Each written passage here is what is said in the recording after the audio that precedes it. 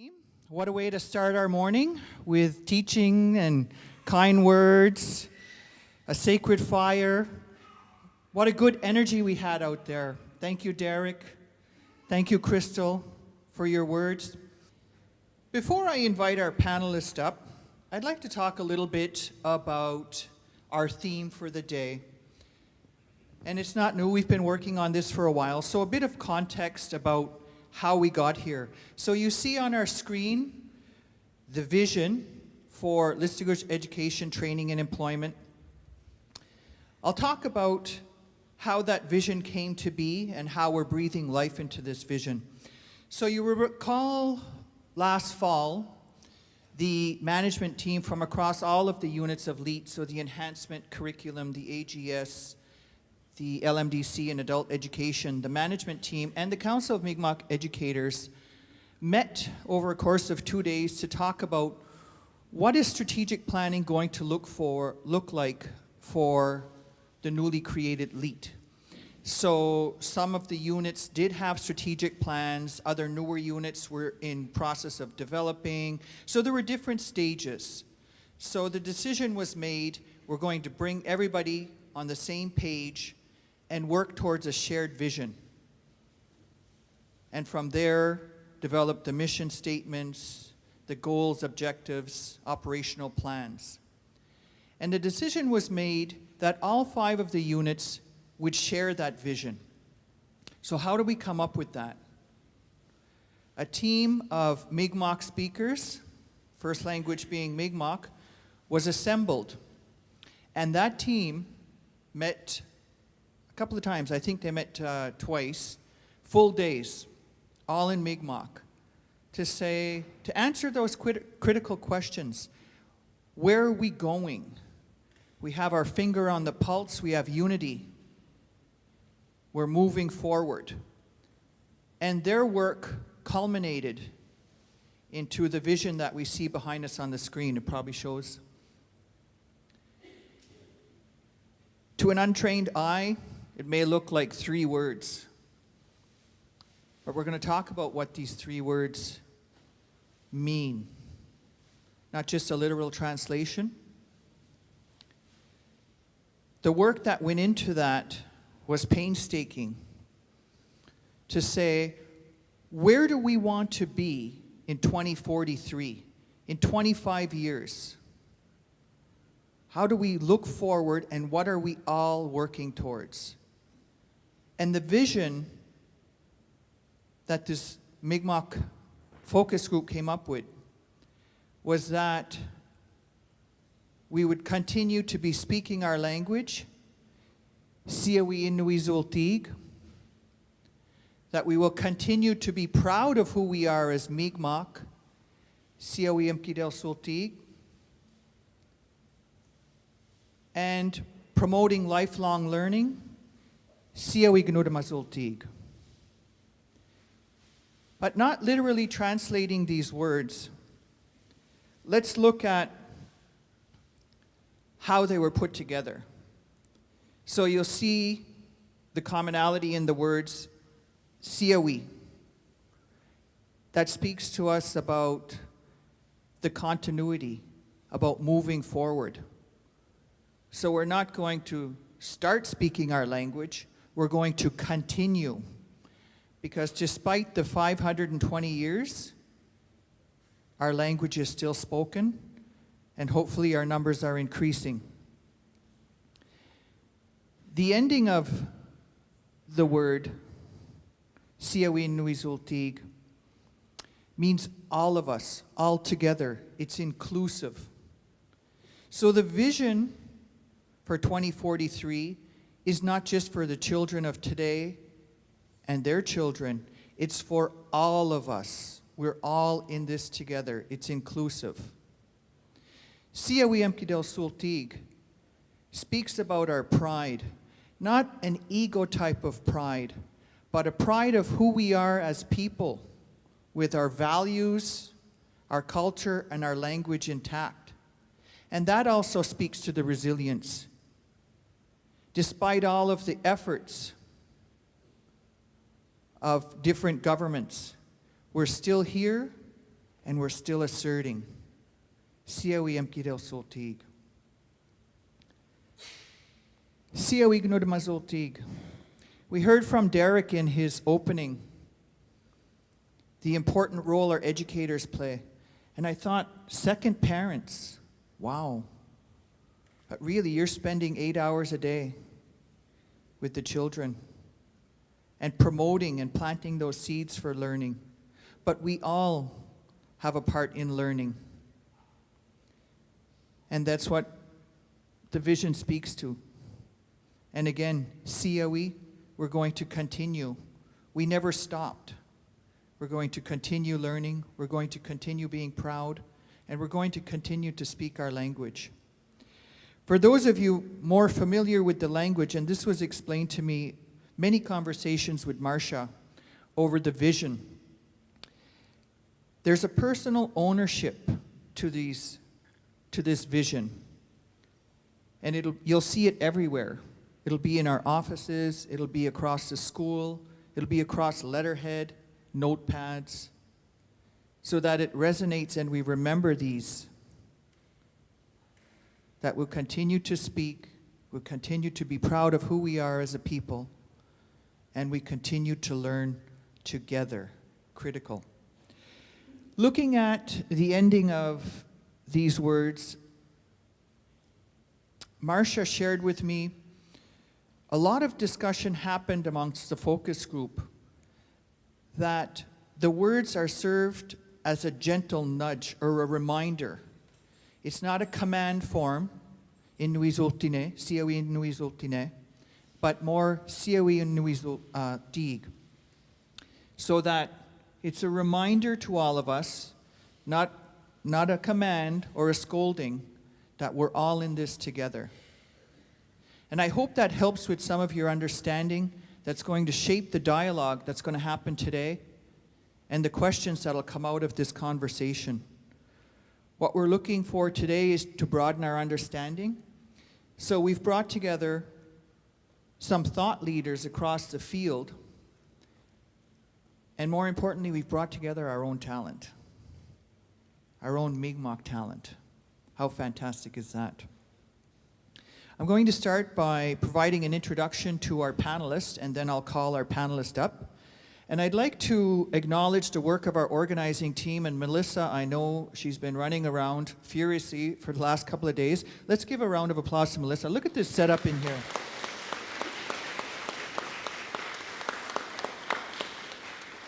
Every year we get stronger, and we know we can do better, and I see us all getting better. I think this is fabulous.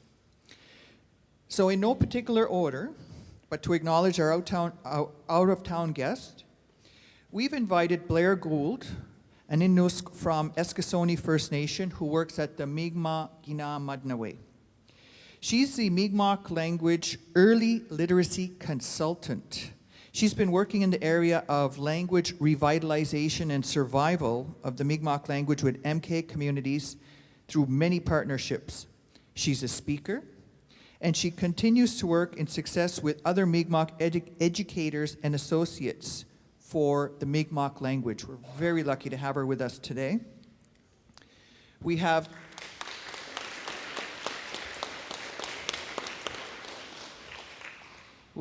our very own from Listuguj, Paige Isaac. Paige earned a Bachelor of Science degree in biology from McGill in 2008. And she stayed and worked at McGill University for the last 10 years as the Indigenous Community Outreach Coordinator and working her way up to Associate Director of the First People's House. Way to go, Paige.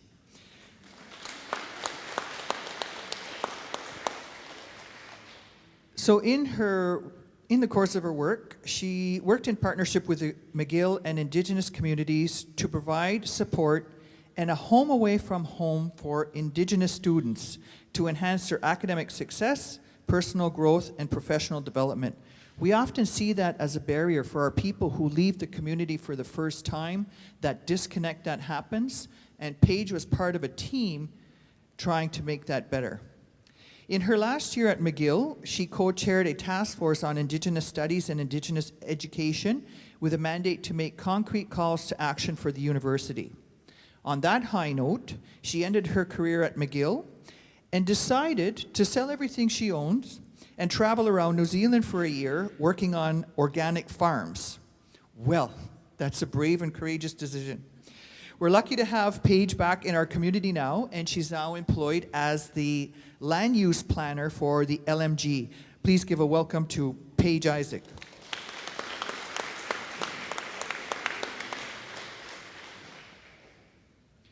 Our next speaker, again from Listuguj, Janine Metallic, the daughter of Frank and Marianne Metallic. Janine currently lives in Montreal, where she works as an assistant professor in Indigenous education at McGill University. And at McGill, Janine has taught courses including Indigenous feminisms and Indigenous education. Her research interests center around Indigenous educational studies and language revitalization. Janine speaks Mi'kmaw, English, and French, and she's currently working on developing research projects related to community-based language research. So we see the apple doesn't fall far from the tree, Marianne. Let's give a warm welcome to Janine.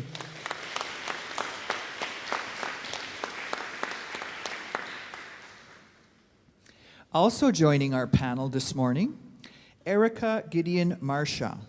She's from the Bear clan through her mother's lineage.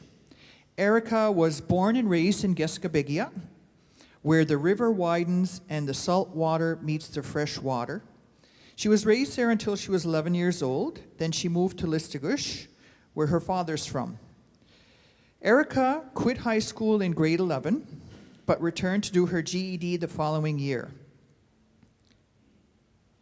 She relocated to Listuguj, along the Listuguj River, to Fredericton, New Brunswick, to attend St. Thomas University, and she graduated from St. Thomas with a Bachelor of Arts degree in Honors in Native Studies. Erika's most recent endeavors include volunteering as Vice President of the Indigenous Students Society at St. Mary's University, and she also graduated from St. Mary's University in Halifax with a Master of Arts degree in Indigenous education. Currently, she is living in Siawignu'tmasulti'gw and working as a language and cultural coordinator in her community. Please give a warm welcome to Erika.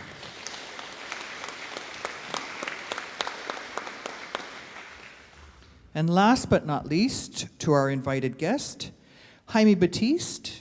We heard from his mother here, I think it was 2 years ago or 3 years ago was our keynote speaker, 2 years ago. We heard from Dr. Marie Battiste, speaking to us about her writings and her research on indigenizing curriculum. Today, we have Jaime.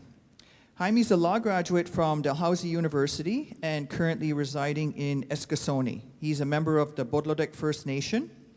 Jaime's currently the Treaty Education Lead for Nova Scotia. He is a published writer on Mi'kmaq laws, history, and knowledge. He has held positions as a professor, senior advisor, citizenship coordinator, and working alongside the Assembly of First Nations Regional Chief. He is a graduate of Dalhousie Law School, class of 2004. Jaime has also served as a volunteer legal advisor for the Mi'kmaq Grand Council. His advocacy for Mi'kmaq history has led him to write a book published on the Mi'kmaq Grand Chief Member 2 in 2010. I hope we can do an Oprah and we get a book for everybody after.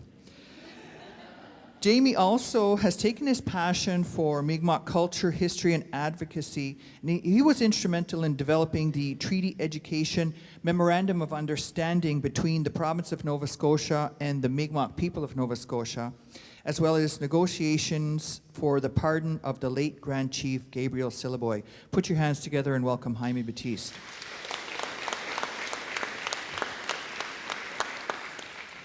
So I'd like to call our panelists up. We have some nice comfortable seats. We won't say the hot seat. So I have a series of questions that were prepared, but also want to remind everybody that there are cue cards, colored cue cards and pencils to jot down your questions. Don't be shy. And we'll be collecting these at the break. So the second part of our morning, first we'll hear from our panelists, and then the second part we'll be asking your questions. So welcome panelists, and thank you for joining us. So proud to see all of our Mi'kmaq talent up here. Everybody comfortable? If we need anything, Jeff said just ask him. So rather than ask specific questions, we have a couple of microphones there. I'll put a question out, and you can choose to answer it, and no particular order again. So we're talking about Indigenous frameworks for education. You heard the work and the context that's went into creating the vision for Listuguj education, training, and employment. My first question to you, given your experience and the work that you've been conducting for our people, how do we create our own Mi'kmaq framework with our own curricular outcomes and assessment mechanisms? And I'll leave the floor open.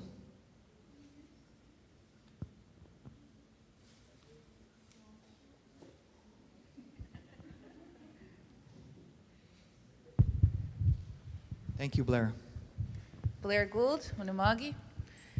Basagirudlu Dandel Wulali'jig, Listuguj Siawignu'tmasulti'gw, Wildasi Bigasin Gisap Listuguj, Bigasina Dabugal Egandiawimkel, Bedluguayap, no Dinagwig, Muamase no Listuguj, 9 hours.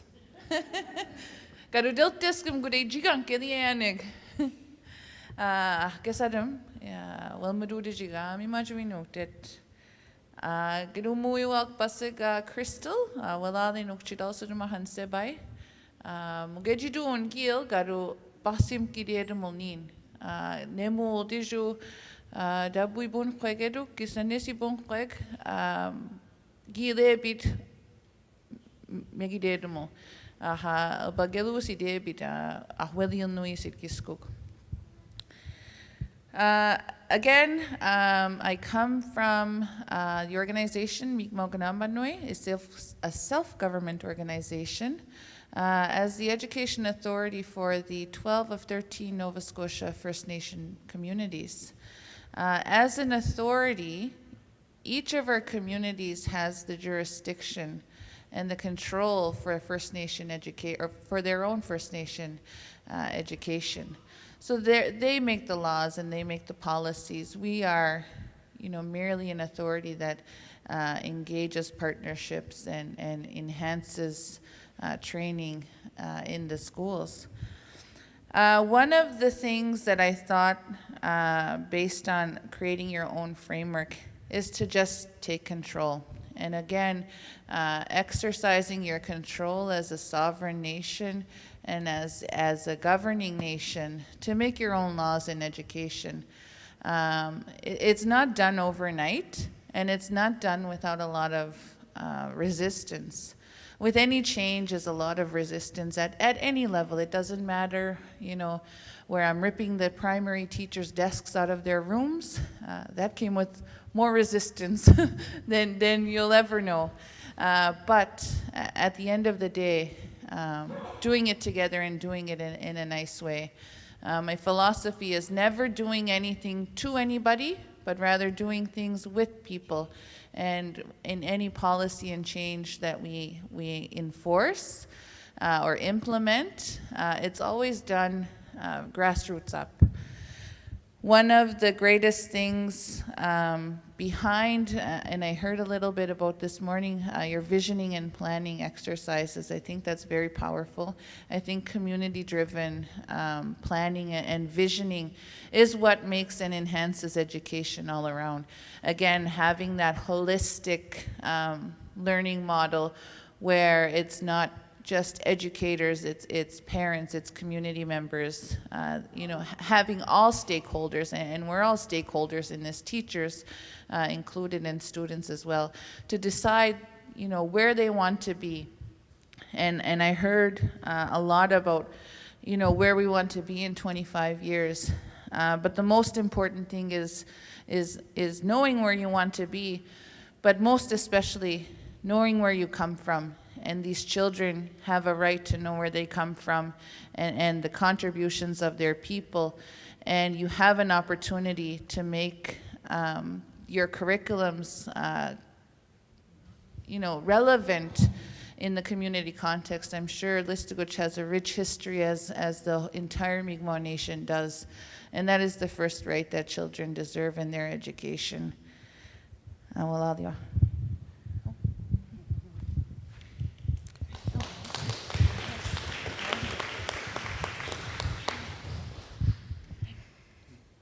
Hi, everyone. So when thinking about this question, the framework, it was the first time I really heard about some of the visions that were created. So I might say things you already know, but obviously I think the framework is going to be based on Mi'kmaw values and teaching our history, our language, land management, our environment, our governance and practices, and I think it should be experiential, and we should learn how to apply all of these learnings. I think education is meant to enhance opportunities for students to learn how to assert their social, cultural, economic, civil, and political rights. So, I think the curriculum should reflect that and steer our students in how to practice that in their everyday life. I think when we're integrating traditional knowledge, it's important to, identify this and define this and make sure we know what that is and how we want to integrate it.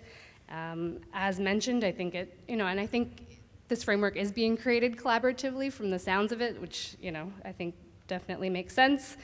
Doing it openly, communication is going to be key, and we mentioned being holistic, interconnected. I think the assessment mechanisms need to also be holistic, thinking about how students are engaged, where they're engaged, all the skills that they're developing, also their well-being, their attitudes and behaviors, like all of that, the relationships that they create. I don't think any of this is new to this group, but it's kind of what came to mind. And the framework should also be flexible and adaptable and make sure that there's many different ways in which we're getting feedback and changing it as we go. So yeah, those were some of my thoughts when thinking about the framework.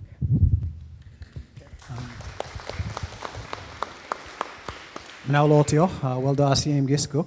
I'm just going to jump right into the question because we don't have a lot of time, but when you ask about the framework, I think about my own educational journey, and you talked about when my mom came here 2 years ago, but one of the things that very early on in my life was that I grew up learning about who Mi'kmaw were. I grew up speaking the Mi'kmaw language. I grew up learning the Smith-Francis orthography. This was all because when my mom decided to become the director of education for Budladek in the early 80s, she said the only way she would take on that job was if she was allowed to introduce Mi'kmaw into the curriculum where there never was before. And so growing up, I believed that everyone was getting the same education that I was getting, that they were learning about the prayers, that they were learning about the language, they were learning about the treaties, that they were learning about the history of the Mi'kmaw. It was only till later on in life that I realized that people weren't getting that same education in Nova Scotia. And one of the things that I was very blessed was to be around that kind of knowledge my whole life. But in terms of the questions about creating the framework and creating, I don't think you need to, there's no need to recreate the wheel. I think that there's more than 30 years of different resources that we can use. When we developed the treaty education framework, we basically brought knowledge keepers together, elders, leaders, educators, and we said, what are the main things that we have to come up with to determine, in Nova Scotia, what are the 4 main things that we need to talk about? And we said, the first one was talking about who is the Mi'kmaw, why are treaties important, what happened to the treaty relationship, and how do we reconcile moving forward?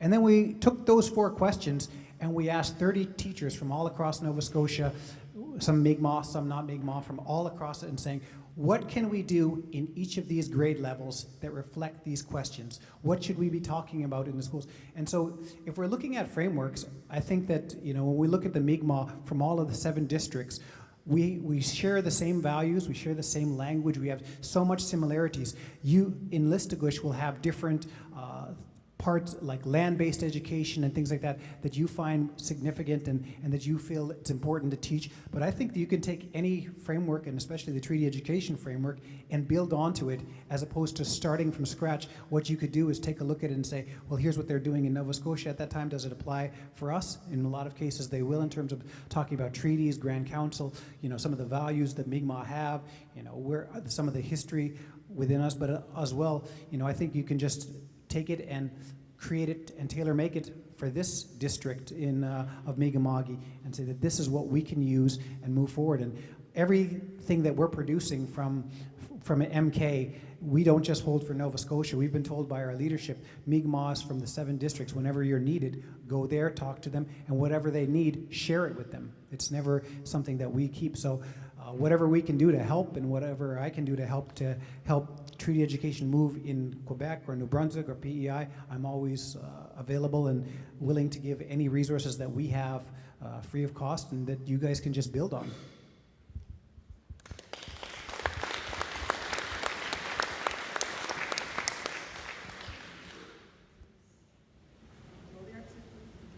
Oh, Siawinnui'sulti'gw. So from my perspective, I think before you start any framework, healing has to start from within. Our communities have been plagued with trauma affected from colonialism and oppression. So in order to heal anyone and heal our children, we need to heal ourselves. We need to self-reflect. We need more ceremony. Education is missing ceremony. And it has to be individual and collective. And that would also fit with the assessment not just for the students, but for the families, for the teachers, the overall holistic thing that Blaire was talking about. From my research, that the 2 years that I did, I had to look inwards towards self and what was wrong with me, and where did I need healing. So to me, that's where my journey began, to revitalizing my identity, my language, and who I am. And I think that's all I have to say. I'm getting really nervous. I'm shaking. Well, yep.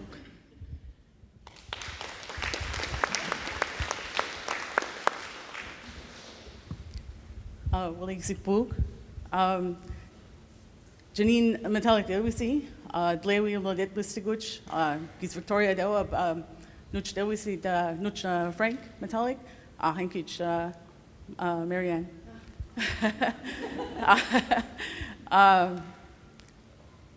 Dlewi Lodit, Pasang Giz Wilson, Nege Wigi Mulia, Hedlugway Nadel, Nego Gignamasi Nadel. Well, Darcy Dandel, Wigumio Kisku Uladit. I just want to switch to English and just explain a little bit about my background before I get to answering the question.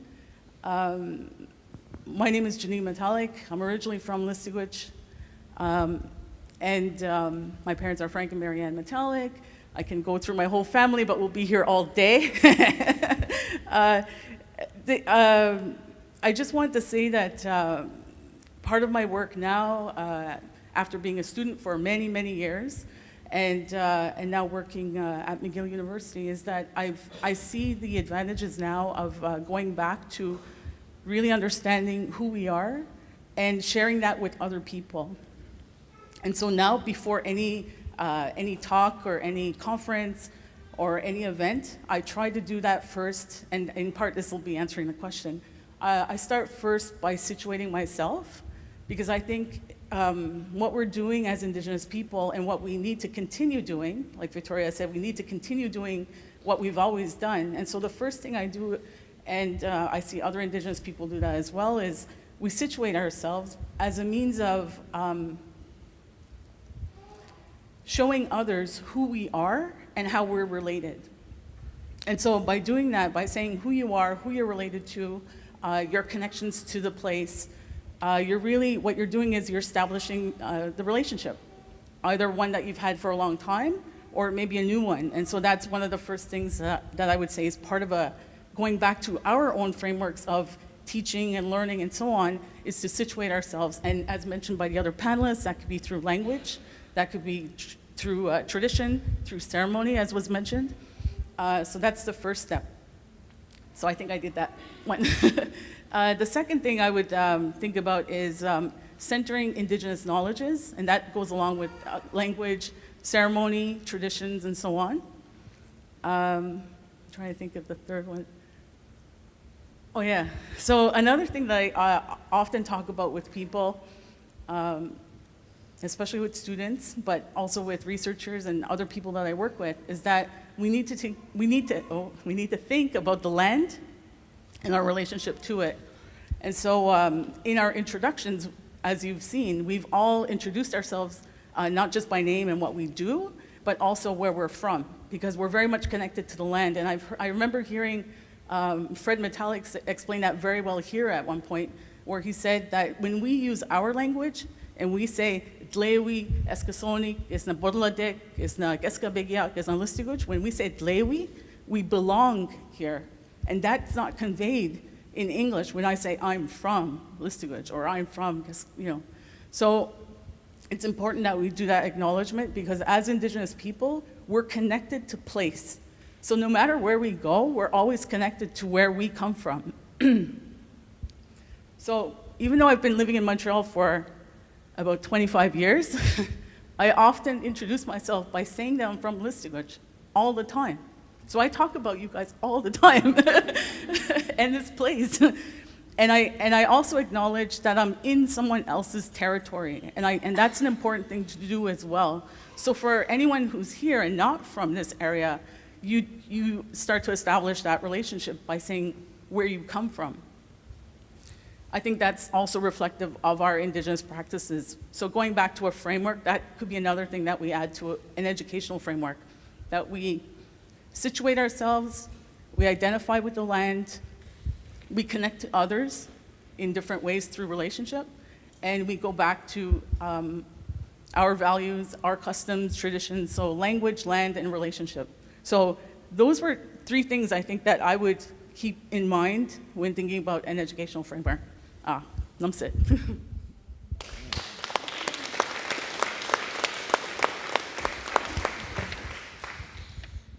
5 talented and different points of view.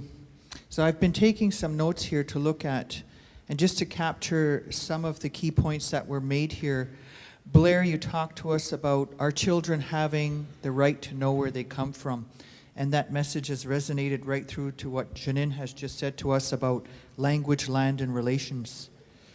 Paige talked to us about the framework based on Mi'kmaq values being experiential, and more importantly about asserting, for our children to assert themselves socially, politically, economically, asserting their rights.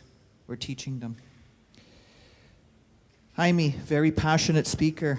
I noticed just when he was sitting there, he's the only, he would be our token man today. You see how we roll in Listuguj. 4 important questions to ask. Who are the Mi'kmaq? Why are treaties important? I forget the third question. What was the third question? And how do we reconcile? The treaty relationship. What happened to the treaty relationship? But pointing out the obvious to us. And we've had this conversation a couple of years ago. I remember Jaime making the offer to say, look, we have a lot of work in this area. How can we help? How can we be part of this to help you move the dial further in Listuguj? We share the same values. How can we take the treaty education framework from Nova Scotia as a starting point and tailor it to our needs? No need to reinvent the wheel. Light bulb moments. Erika, just reading your biography and hearing you speak, and I know you indicated that you're nervous. You're a very courageous person, and thank you for sharing that. That we all need healing. If we're going to advocate and talk about creating new memories in the minds of our children, we need to take care of ourselves first. and we're all a little bit broken. Janine, I remember that presentation by Fred, and those words stuck with me as well. When we introduce ourselves and saying where we belong, and you take an interpretation of the land that we belong to is also the land that sustained us. When I say that, the land and the waters have provided us with the food and the medicine and the shelter. And doing that territorial acknowledgement is critical. And I know you're always talking about us in a good way because we're always watching you, cheering you on from the sidelines. I'm going to move on to the next question. There was something very important Blaire said, and we're going to follow up with her later, about taking control as a sovereign nation. We know this comes with challenges, resistance from within, even from our own people. And you talked about the experience of ripping the desks out of the primary classrooms. We sure want to hear about that.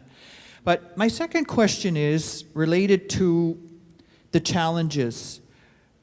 What are some of the challenges that you've seen that come with introducing Indigenous ways of knowing into our existing educational system today?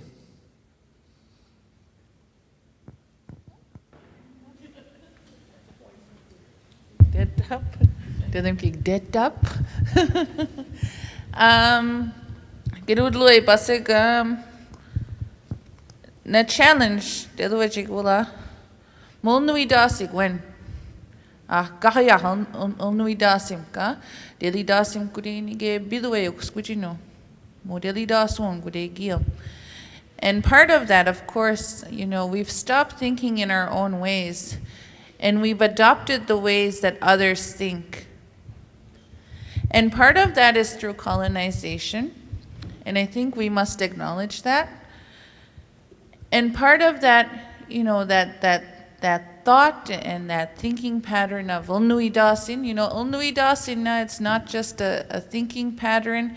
And much of that, when we speak in our language, I know you did a great job earlier about trying to not single word the vision. It's not just thinking, it's not just talking, it's not just pride. That it encompasses a lot of different words. And I think when I speak, I like to speak in my language first so that I know that I understand where I need to go in English. But part of that, Ulnui Dasin, it's not just thinking, it's living, it's being, it's a much more deep-rooted word than just thinking. And, part of that mindset is that fear of the unknown, so we've lost touch a little bit about who we are and the power of the Mi'kmaw people. Prior to contact, Mi'kmaw people were amazing people. They were astrologers, they were philosophers, they were voyagers, they were, and they survived on this land for time immemorial. I always hear that, we've been here since time immemorial. And we've survived and we've persevered through 520 years of contact. And we've retained our languages. But one thing that we've lost is that pride within ourselves as a nation, not as individuals. There's power in individuals and individual people who, niga nadu di negamok dan Siawimgitelsulti'gw dan Siawignu'tmasulti'gw negamok gadu no tugalugudichig na dijuaha. They're integrated within other mindsets, and we've lost touch a little bit about what's important for Mi'kmaw. And what's important is that we acknowledge first that we are important. We are first, and we put ourselves first. We ignore those fears of the unknown, saying, and I've heard it so many times in our territory. Agalasiewiisian, meajismadoidis, Siawignu'tmasian, naji genekigadis, naji milesidis, naji all of those mindsets about, if I learn other people's cultures, I'll be smarter, I'll be richer, I will succeed. And that's what's being told to us. And now we need to reverse that shift. And that shift only reverses as a nation, not as an individual. And so, there's strength in numbers when it comes to addressing challenges. And challenges are not hardships, they're just moving blocks in a shared vision. Now I'm sit.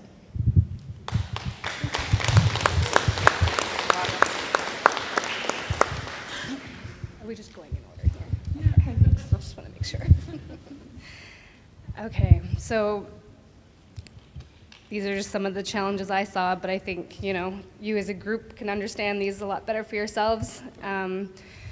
When it comes to Indigenous ways of knowledge, I think we are all going to come from different places. We're all going to have differing levels of an understanding of this, so that could pose a challenge.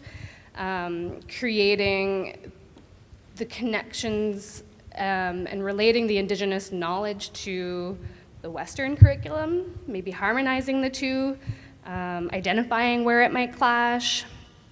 So I worked at a university working with a lot of non-Indigenous people, sometimes wanting to integrate Indigenous knowledge in their classroom.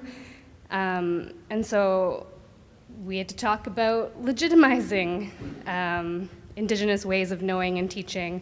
So learning from songs, art, stories, being out on the land can sometimes seem less structured to people. And so we heard a lot of resistance to that, but I think there's a lot of strength in the ways in which we teach and learn. Probably building and fitting Indigenous ways of knowledge into the curriculum.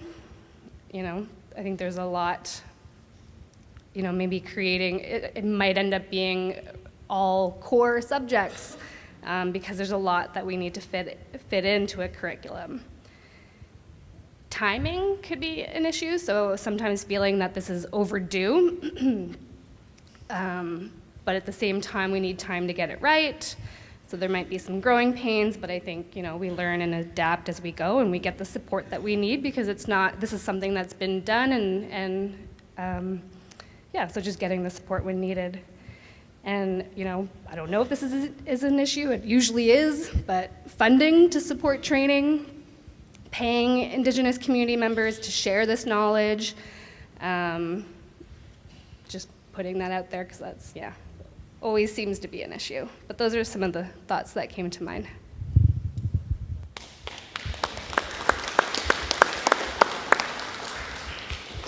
There's an African proverb I once heard that said, if you want to go fast, go alone. If you want to go far, go together.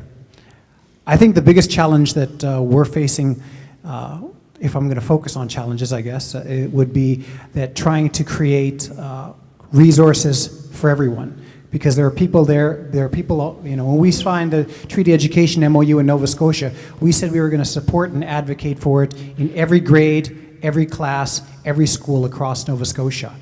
And as part of that, we can only go as fast as those places. There's going to be people who know a lot about the Mi'kmaw, and there's going to be people who know absolutely nothing. So how do you start from educating people who know nothing about who we are? That's a challenge.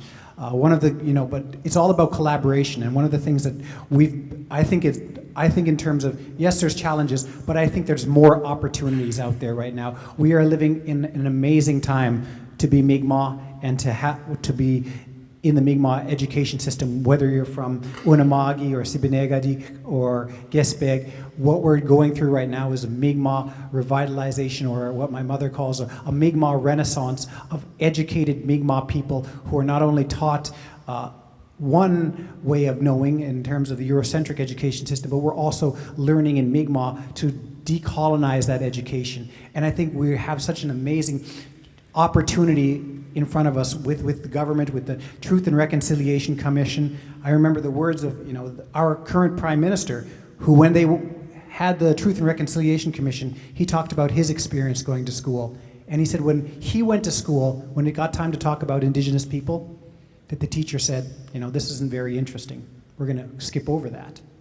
And on that day, during the Truth and Reconciliation Commission, our Prime Minister made a vow on stage and said, never again will Indigenous history not feel like it's integral to Canadian history. And that's the kind of leadership we have at the top, where we're seeing money going, increased funding for culture and language. We have strong advocacy with the Assembly of First Nation towards culture and language. And I think that we're living in a great time of opportunity. And you know, a lot of these things that we need to do is if I look at any challenges about collaboration with departments of education from the provincial system. But I have to say, and I have to, you know, make sure that I say this in Listuguj, you know, one of our greatest allies in Nova Scotia is Wyatt White from Listuguj community, who's the head of education.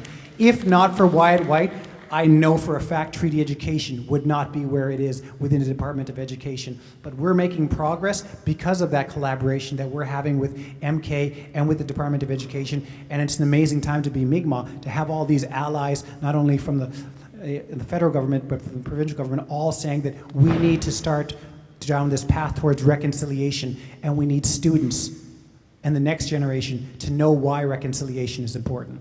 So I prefer to look at the opportunities, and there's plenty of them in front of us.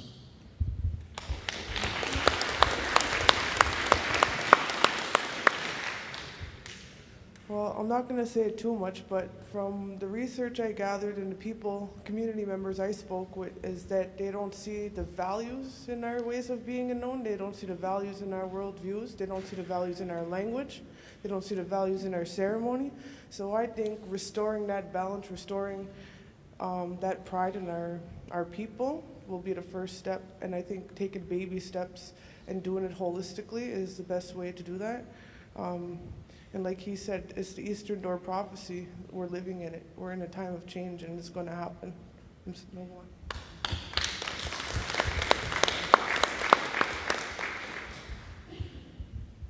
Hello, Erika. I'm glad I'm sitting next to Erika because she's taking notes, and I'm thinking, I wish I brought a piece of paper or something. No, it's okay. I've been, like I said, a student for so long, and automatically I turn to like, oh, I should write that down. That's great. But I'm really trying to focus on listening to what people are saying and sharing, because it's really in that listening that I think we do more of our learning. So I'm so grateful to be on this panel. I'm also grateful to be at this end, and I did that so I would go last. Blaire,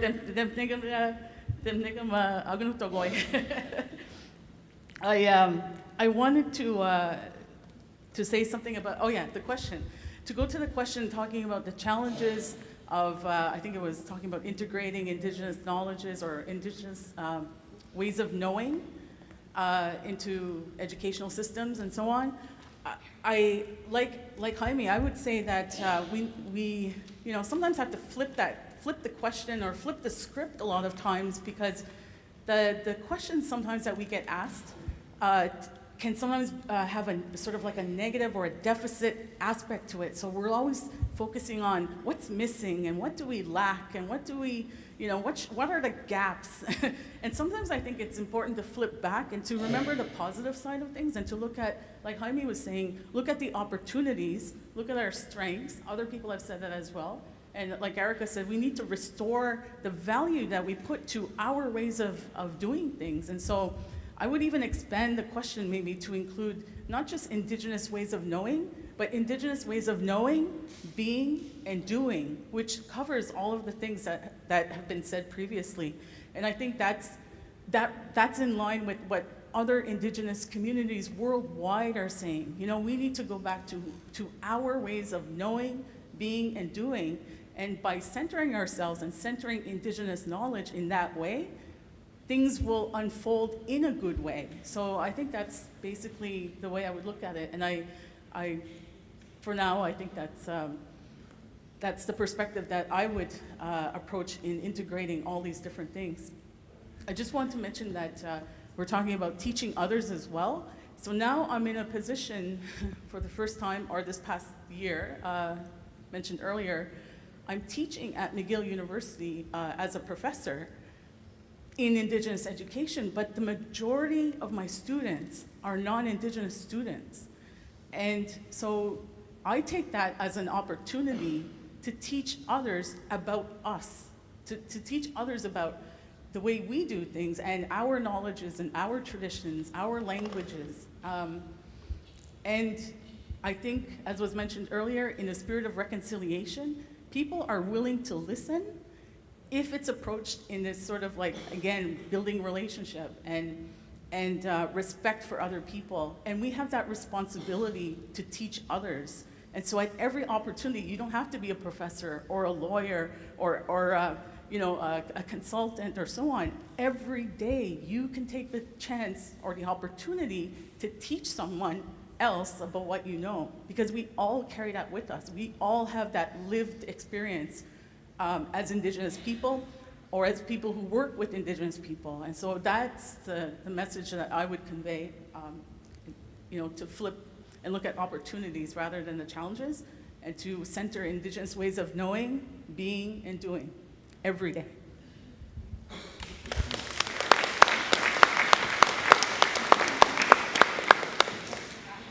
Some consistent messaging coming out from our panelists, starting with Blaire, who talked about the mindset in Nuidazin, so the thinking pattern of living and being Mi'kmaq. And Janine just wrapped it up so nicely to remind us what Erika said about her work in restoring the value of our ways of knowing, being, and doing. We also heard about reconciliation. And we flipped this to talk about, instead of looking at the challenges, talking about the opportunities. And Jaime, again, your passion comes through this about the hope that exists for us. It's a great day to be Mi'kmaq because so many elements are coming together, all of the work and the unity we're seeing with different people coming here. You used the term Mi'kmaq Renaissance, and speaking about our students need to know why reconciliation is important. So it's not whining when we talk about colonization and how we got here. It's acknowledging that, but reminding ourselves we are a people, we have a culture, we have our values, and we're proud. That collective pride versus the individual pride, reminding us.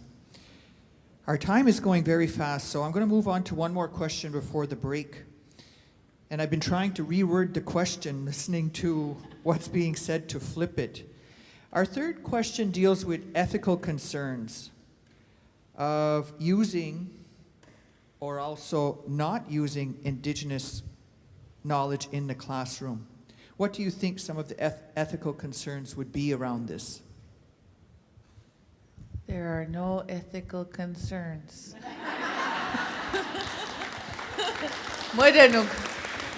And that wraps up today's panel. But there are challenges. And again, it's taking control.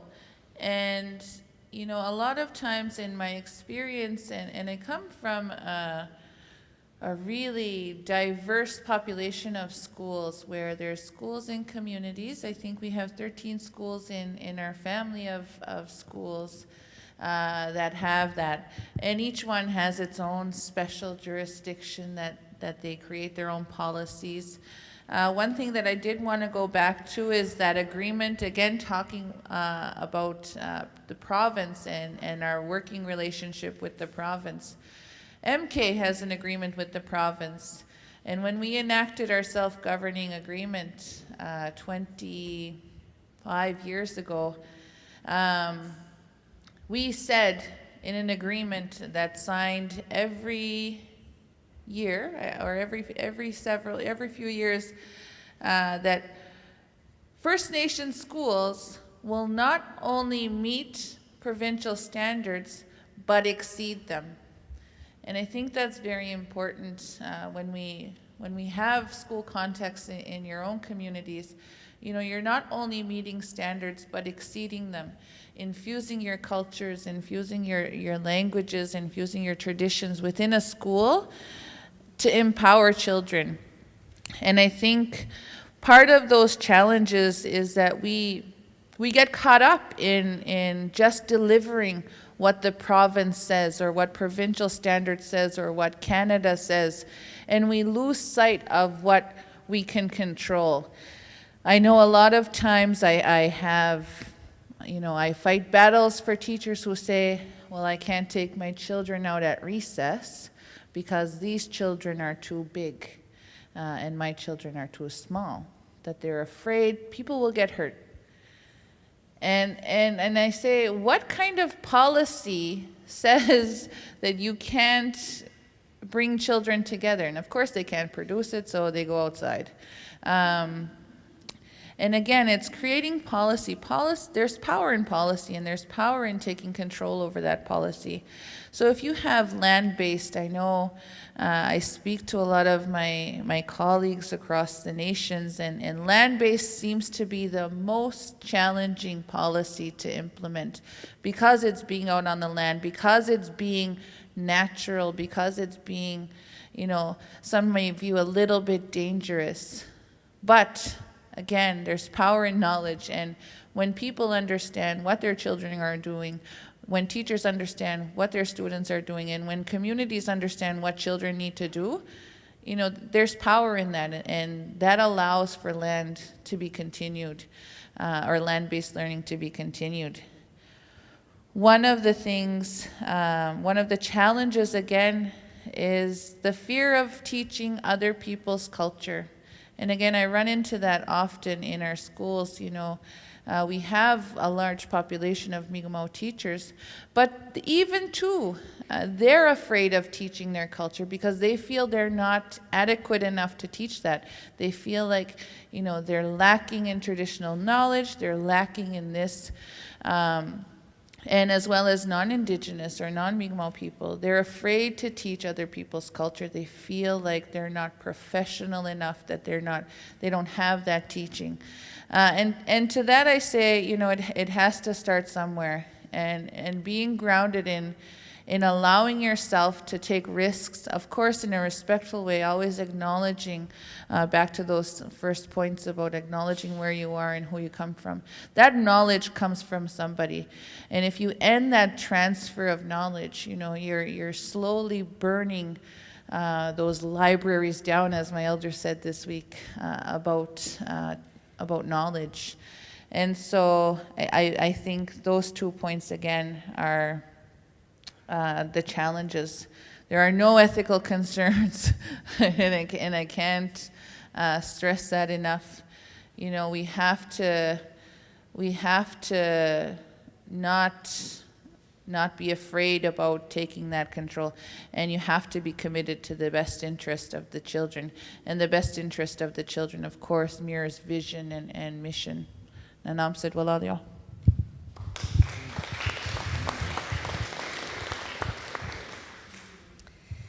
I also had a hard time thinking of ethical concerns, so I like that you started off with that. So these are probably more challenges, again, of using Indigenous knowledge in the classroom. Just from some of my experiences and things that popped out in my mind is that teaching Indigenous knowledge in the classroom sometimes, depending on where it's coming from, it just kind of takes the right person to pull it off. So, traditional knowledge, having that traditional knowledge, but also having that classroom experience. Not everyone has that, so making sure that there's, orientation, training, thoughts on this. Not all traditional knowledge holders or elders like to public speak, so maybe thinking of different ways to collect and share that knowledge, whether it's one-on-one, recording, or maybe people are more comfortable being out on the land and being more experiential with how they pass on that knowledge.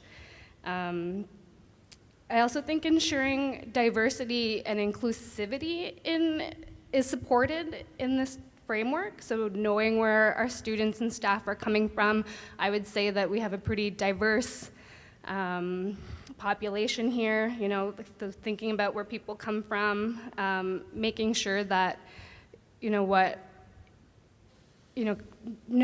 just reminding ourselves that, Indigenous knowledge, our histories and whatever are coming from a place of strength, and that we're all in this together, right? So making sure that there's not creating like an us versus them attitude between Western and Indigenous knowledges. I think there needs to be a wider understanding of cultural sensitivity, and just making sure that we're in check with some of our assumptions when thinking about this, and just trying to be inclusive as possible. I thought about maybe like feelings that come out of learning about colonialism and residential schools and some of our harder stories, creating a safe environment and having positive discussions around this, and just making sure that there's that emotional well-being. And another thing I thought about was integrating traditional knowledge and relating it to today's realities as well. So an example that came to mind was living off the land, our natural resources. They do sustain us, but also making sure that when we are using our natural resources to sustain us, that we're doing it sustainably, thinking about everything that's going on, thinking about the realities of our environment. I'd say pollution is up, with our industrial uses of the environment. So just making sure that all of that's in check when we're using our natural resources for our livelihood. And so I kind of saw that as perhaps a challenge. Yeah, that's it.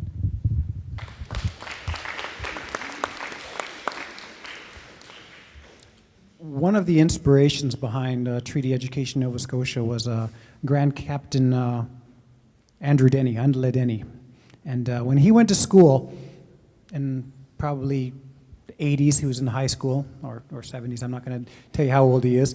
But anyway, there was 2 clauses about the Mi'kmaw, or Indigenous people, in his history books. That the Mi'kmaw were warlike, and the Mi'kmaw were savages. If you think about that, how many decades or how many generations of schools grew up not hearing anything about who we were. When Murray Sinclair did the TRC commission, he said, while Indigenous students were getting taken away from their homes and being put in residential schools where they were being, mistreated and treated like inferior people, that same message was being delivered by the public schools in this country. We have to change that narrative. We have to turn the page. We have to include all Indigenous knowledge. I don't see any part of it being unethical to teach about who we are, to infuse Indigenous knowledge in the classrooms. I think that's where we need to do moving forward, because we've had generations or decades of them not knowing about us. It's time for them to know about us. It's time for them to know about our history. It's time for them to know about our worldview. It's time for them to know about our relationship with the land, with the animals, with everything. They have to know about us. And it's only through this is that we're going to be able to make things move possible. So not only do I think it's needed to have Indigenous history and knowledges in these schools, it's necessary moving forward, because we're seeing what's going on with our environment. We're seeing where capitalism is being put above everything else. We need to start infusing our Indigenous knowledge systems and our ways of protecting our environment, our language, our values as part of this. And that's why I think that we have to have Indigenous knowledge in these schools, and it's necessary not only for our schools, but for every school out there.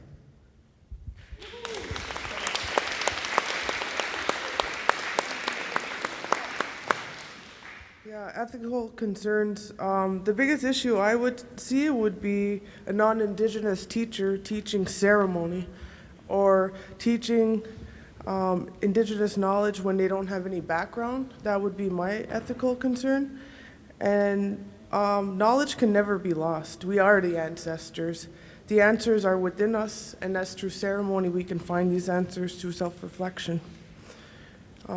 So to me, it's like Yeah, my concern ethically, like I agree with Jaime, this education needs to be widespread throughout the country, throughout Turtle Island, but it also needs to be done in a good way, with a good heart.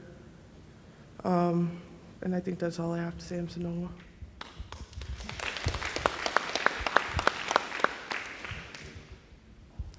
I was trying to remember the question, and thank you, Melissa, for bringing me a notebook and a pencil. I wrote it down.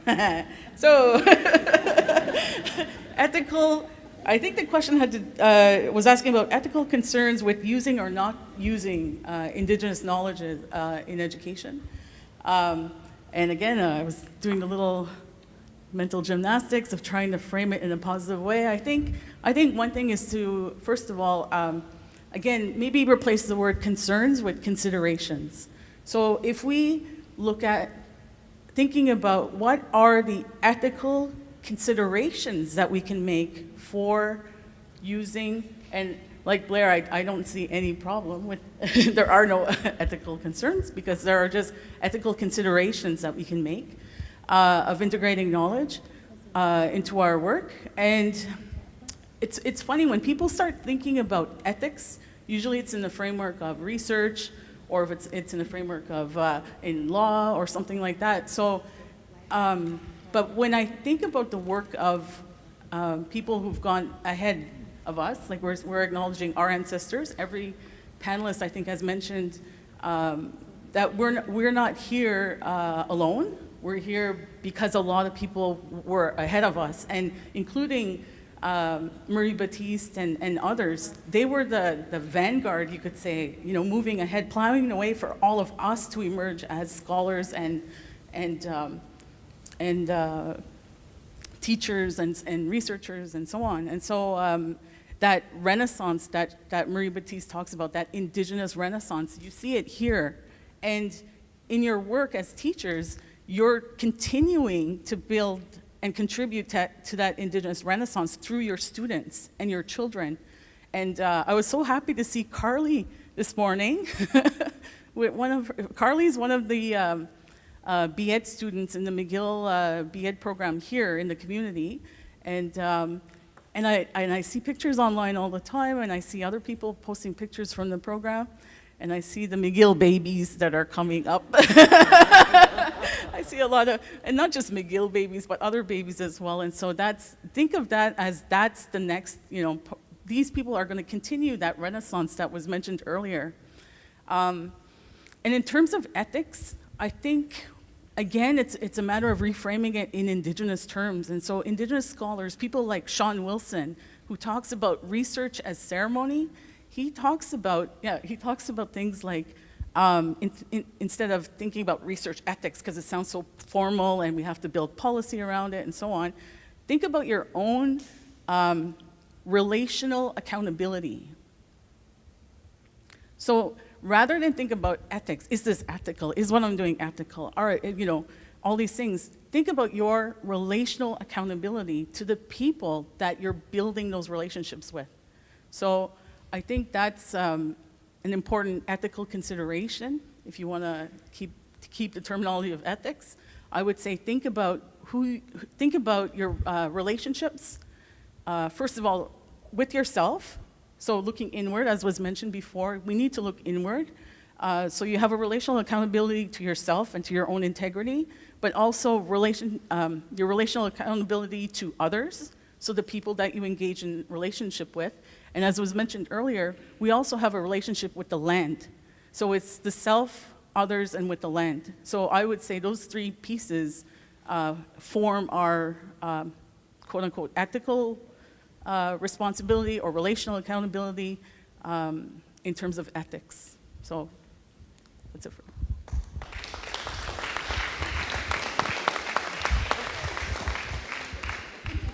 Some rich conversation happening here. And just to recap some of the key messages we're hearing. So Blaire talked to us about the power in taking control. And I think we have consensus that there are no ethical concerns, rather we have considerations. So Blaire raised a theme about the challenges, perhaps a fear of teaching other people's culture or a fear of teaching your own culture and feeling inadequate. And Jaime touched upon that too, where when we saw the children being pulled from their families and communities to being taught to be a better way, and the public education system teaching that Mi'kmaq are warlike and savages, where does that feeling of inadequacy in us come from? Well, it's systemic and it's very deeply rooted. How do we begin to acknowledge that and overcome that together? Hearing from Paige, it's not about us and them. So we're not pitting Mi'kmaq ways of knowing and being versus Western knowledge. And as Paige was speaking, the words of Dr. Albert Marshall came to mind, and Merdina Marshall, when they talk about the two-eyed seeing. So looking at the value of our knowledge, Mi'kmaq knowledge, and Western knowledge, and getting the best of both worlds, and reminding ourselves that it's not a war we're raging, it's not us and them. I think a critical message in there. Indeed, Jaime talks about changing the narrative. And also, it's not just our schools, Mi'kmaq schools, that need to learn about who we are, but it's all schools. And taking on that, again, I'll go back to the word challenge, that it's not just about us relearning this, it's about everybody relearning this, being part of that renaissance. And Erika talking about that same message, that it needs to go across Turtle Island. We're going to take a break. A lot of information in the last hour. We're going to have a 15-minute break, and we'll come back to our panelists. If there's any questions, just drop them off to me in the front. We'll resume here at 10:30. Coffee, water, and I see fruit available on the side. Now, I've received a few cue cards during the break, just to remind you. If you have any questions, jot them down. Pass the card off to Melissa. She'll bring it up. So we're going to resume our prepared questions. And question number 4, I think we'll start with Janine. And we'll ask, how will Indigenous frameworks in education impact student academic success in mainstream society?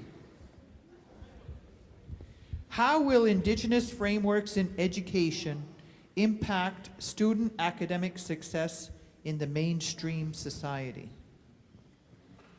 Are we talking about all students or Indigenous students? I had the same question, and I was going to put "our" in front of students, but I didn't want to change it up. That's the trick. When someone asks a question you don't know the answer to, you ask a question back. What do you? I was going to insert "our," so we'll talk about Okay. our students. Could you repeat the first part again? Sorry. How will Indigenous frameworks in education impact our student academic success in mainstream society? Good question. I think you're seeing it already. I think the impact of applying Indigenous frameworks is already happening. It may not be a formal thing that's in place, but I think informally it's already happening, and you see the evidence of it here on the panel and in the audience of people who are already doing that good work of centering Indigenous knowledges and Indigenous ways of knowing, being, and doing. I was just on the break. I just told Erika, I said, I didn't really have time for a break. I didn't catch any food or coffee, but I went outside to get some fresh air, and so we had a chance to talk a bit. And what really struck me about talking with Erika is how many people came up and congratulated her on all the good work that she's doing. And because everyone who knows her story and knows that, that lived experience counts for so much. And when someone goes through a lived experience, that changes you, that affects you, that has that impact that you're talking about, that's what contributes to success. And so we have evidence of that here on the panel. If you really take the time to listen to everyone's story, there have been hard times, rough times, challenges, but through that, people have risen to those challenges as well, and they've taken opportunities to do things that validate and that honor their identity as Indigenous people. And so I see that evidence here, and I see it throughout the community. I see it here in the school. I would say that as a framework here in the school, like I said, you see it happening when you integrate ceremony. This morning, we had a prayer in the language. We had a fire being lit and teachings that were happening outside of the school, but on and in and around the school. And I think that's the impact. The impact that it has on not just students, but people who work in these institutions. I think it changes your everyday interactions. It changes the way you see people. And I think it contributes to that relationship building that we've been talking about all along. And I think I'll just stop for now. And thanks for asking me to go first. I was going to switch. Wow, well, that was well said. I was going to say something very similar. So I guess I'll just add on to that how Indigenous frameworks in education impact our students and academic success. For me, it was our elders. My elders helped me. They were pretty much my counselors, my mother, my sister, my friend. They helped guide me. And also ceremony, staying close with my culture and identity, even though I was living in the city. And another thing was just staying balanced and centered and grounded in who you are. Yeah, Janine, you pretty much said what I was going to say, but I think I'll pass it on to Noah. I think that when we look at that question, I mean, what we're not, we could talk about frameworks and we could talk about, but really what it boils down to is giving opportunity for Indigenous students to learn about who they are, where they come from.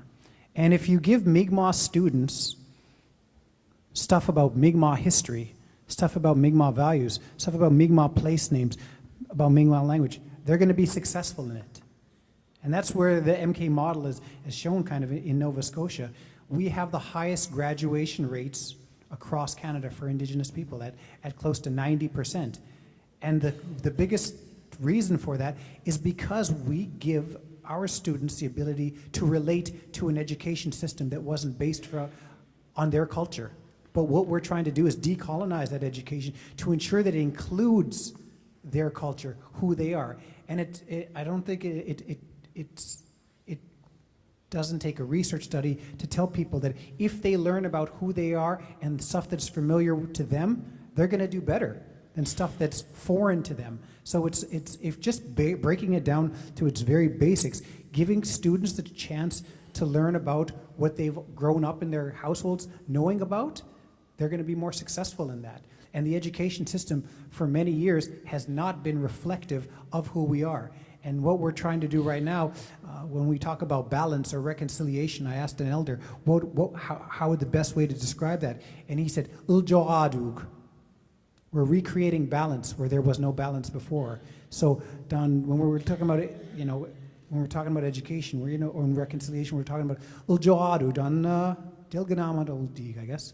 And so that's what we're really trying to focus on is giving balance where the education system has very Eurocentric biases for the past 100 years. Now we're trying to bring forward our systems of knowing, and our students are more successful in that.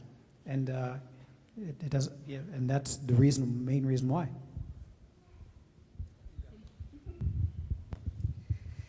So I only saw positives in all of this. I think an Indigenous framework will strengthen students' roots, their cultural identity, their sense of belonging in the world.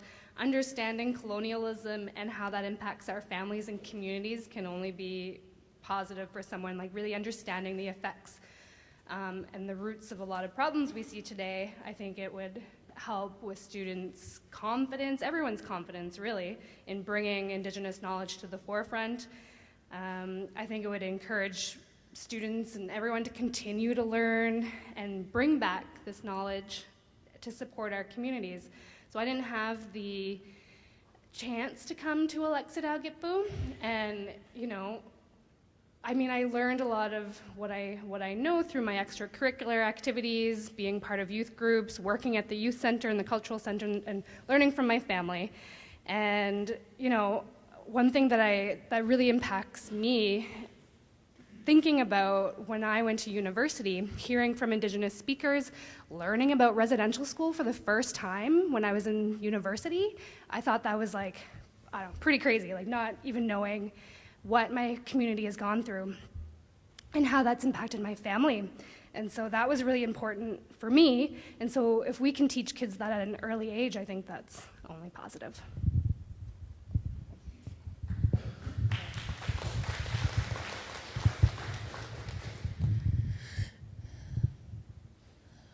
Amush pageji dun dan dit wejian atan wedabek sin dit geskumina geji dun dan mi dit dien. You have to know where you come from before you know where you're going. And I think a lot of that success can be mirrored in that same analogy. Teaching children about who they are only enhance their learning. It doesn't displace learning. And it doesn't, take over one learning. You talked a little bit earlier about the two-eyed seeing concept. Eduaptigemk, Siawignu'tmasulti'gw. Eduaptigemk na. You walk in two worlds. And speaking to research, Indigenous frameworks or Indigenous learning, whether it be in cultural aspects, language aspects, community school aspects, it only enhances student success. And I'd like to kind of share that in an example of me. I am a product of the Mi'kmaw Education Act in Nova Scotia. And at that time when that act was enacted, they created a system where they took control of the jurisdiction for education. And that translates to allowing me as a young, 5-year-old at the time, to go to a school, to attend a school in my own community employed by many community members and non-community members, alike, that were there for me and my peers and whomever. And I went to school all the way to grade 12. So I never had to leave my community to attend a school and to receive an education. And I think that's what makes me empowered today, is that I have that rootedness in my community, and I have that investment in my community, that when I graduated, I also had the post-secondary opportunity to attend classes in my community amongst my own people. So there was a shared understanding, there was a shared, there's a shared passion there invested in our own communities. And so when I eventually graduated from post-secondary, I knew who I was, and I was never ashamed of who I was. And I think that's one thing that I always carry with me, is that I think the Education Act enabled me as an individual and as a young child to learn in my language informally, not formally. There was no immersion then, until I was in grade 2. And then in grade 2, I don't remember the transfer, but it happened when I learned from another non-Indigenous teacher. And I don't remember it. There's no trauma there, but I think when we think about students, we have to think about their well-being as well, and what we do matters. We all have that shared responsibility, And I think that's the message I always share with my teachers. I do a lot of PD with Mi'kmaw teachers, with non-Mi'kmaw teachers, specific grade teachers, all teachers alike. And there's that shared responsibility. So the onus of, I always say, the language piece. Language teachers are far and few in between in our schools. And in one school, there's 2 teachers. And I'll talk about them because I think they're very powerful. So because of the jurisdiction and the control that this community has, their teachers are community members. They don't have a formal B.Ed that says, oh, they can teach in the classroom. That community took it upon themselves to say, these teachers are adequate enough to teach language in our schools. But they always feel the pressure of them having to restore language in their community. They're 2 individuals, in a population of, let's say, 2,000. And it's on them to recover language. And my message to them is, and their staff, is that it's a shared responsibility. The onus cannot just fall onto the shoulders of 2 individuals to recover language, to infuse culture, to do that. There's no one job that's going to save culture and language, that it's everybody's responsibility, no matter who you are, where you come from, what background you have, that you have that responsibility not only to the community but to those students to enhance their success. And that's it. Namsit.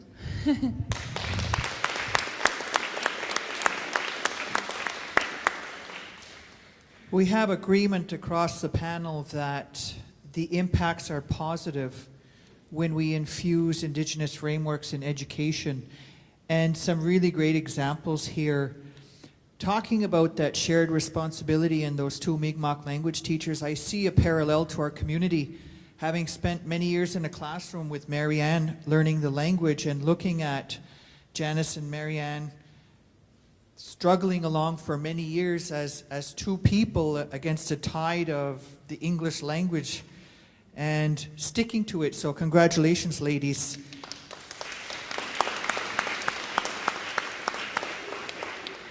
Paige, when you talk about your experience of leaving the community and then learning about who you are, I think that's a common experience for those that did not have the benefit of attending the Siawignu'tmasulti'gw school and going away to learn about what was residential school and then learning about its impact on our community and families. That's a common experience. So taking that back to impacts, it empowered you and brought better understanding. So excited to hear about the success rates at MK. I knew that the graduation rates were high, but 90% is just phenomenal, the highest across the country.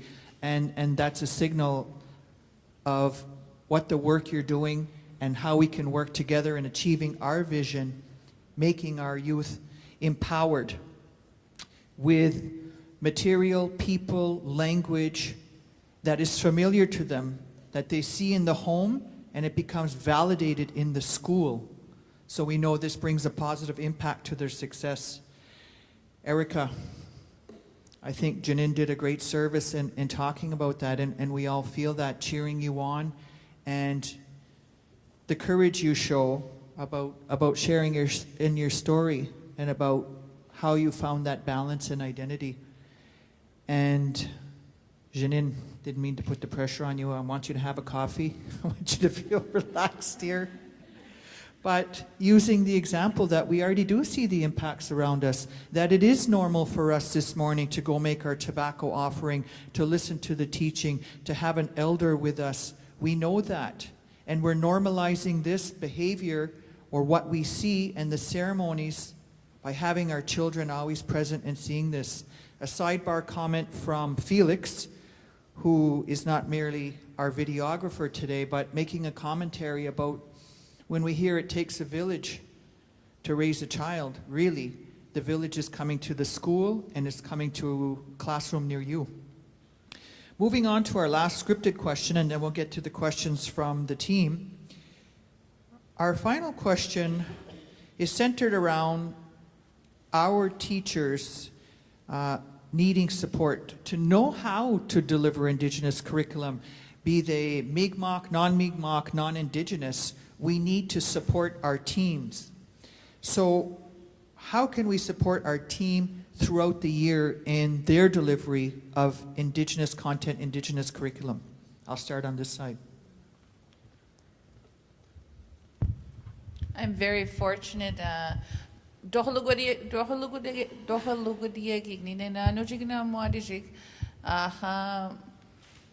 Negamok niganadu disha. Moni niganadu, amquest niganadu abnin, gado negamok niganadu dish. And I think there's a very important message in that it's teacher-led. I teach a lot of teachers and I facilitate a lot of different meetings. And I'm going to just kind of provide a couple different examples about what I do in that facilitation. Inclusion is one big thing that I hold very strongly, and it's not that there are Mi'kmaq specific PD days or non-Mi'kmaq specific PD days, that it's inclusive around everybody. And again, going back to that shared responsibility, you know, language teachers this year will be not only receiving PD, more PD as they have been for the last several amount of years, but non-Mi'kmaq teachers and core teachers, you know, they could be Mi'kmaq, but core teachers will also receive some formal training about language. And again, getting back to that shared responsibility route, you need professional development to enhance your skills as a learner. I get professional development all the time, and I think it's what changes either my perspective or it enhances me to want to continue to grow.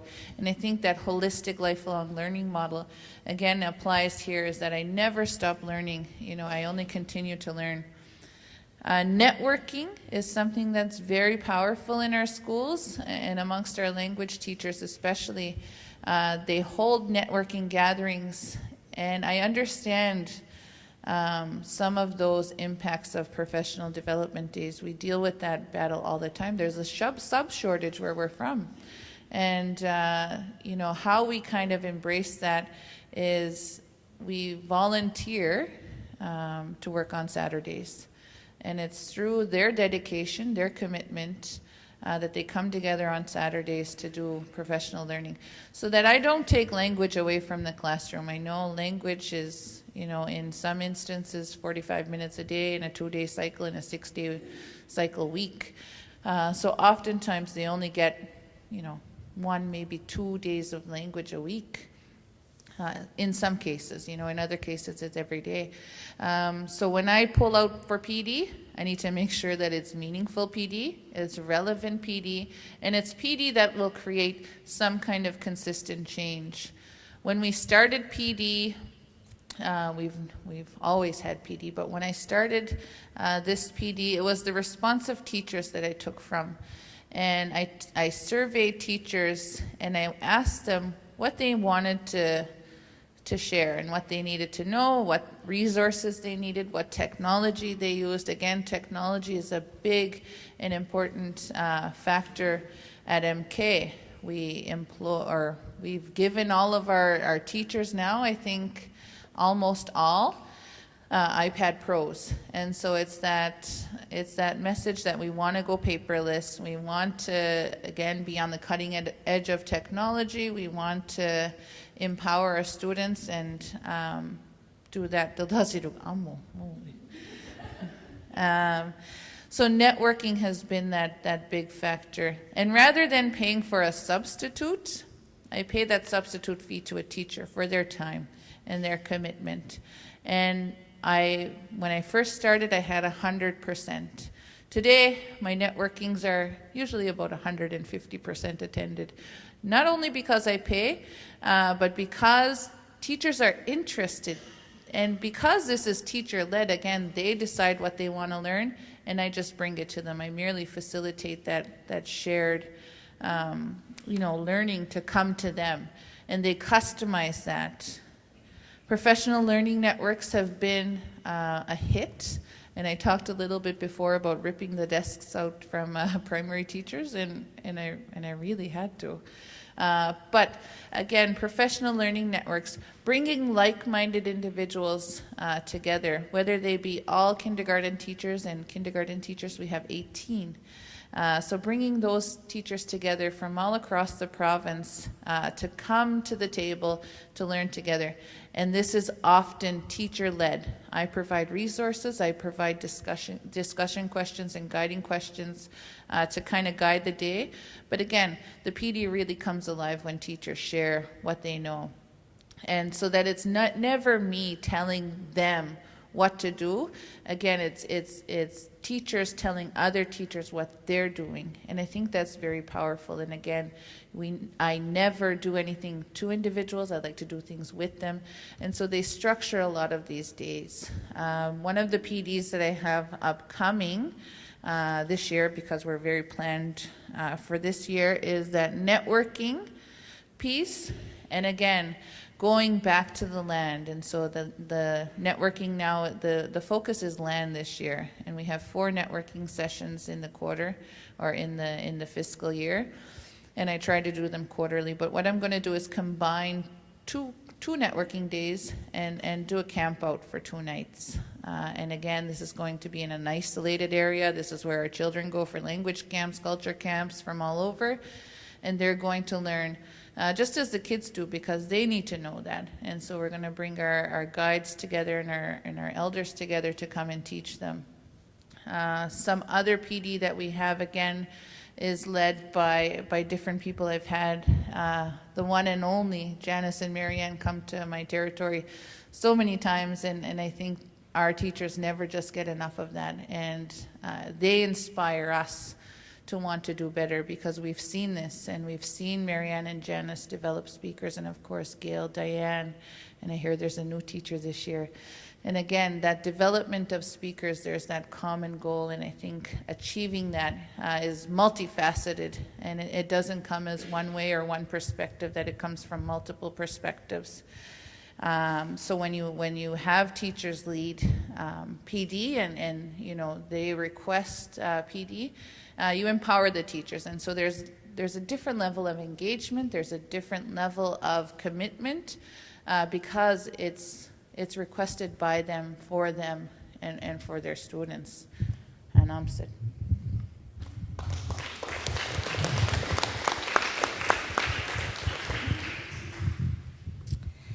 I agree. Ensuring access to PD for teachers that's relevant and meaningful for them is essential. I like the idea of the peer-to-peer knowledge and skill sharing. I don't know if there's a network that maybe links all of the Indigenous educators in Mi'kmaw territory. It's probably a lot to organize, but could be useful and beneficial to everyone. Creating that larger community and learning from one another. Maybe looking out for grants for extra training and materials for the classroom, more parent and community involvement when needed, and recognizing teachers' achievements regularly and supporting their health and well-being, I think, is also really essential to support teachers throughout the year.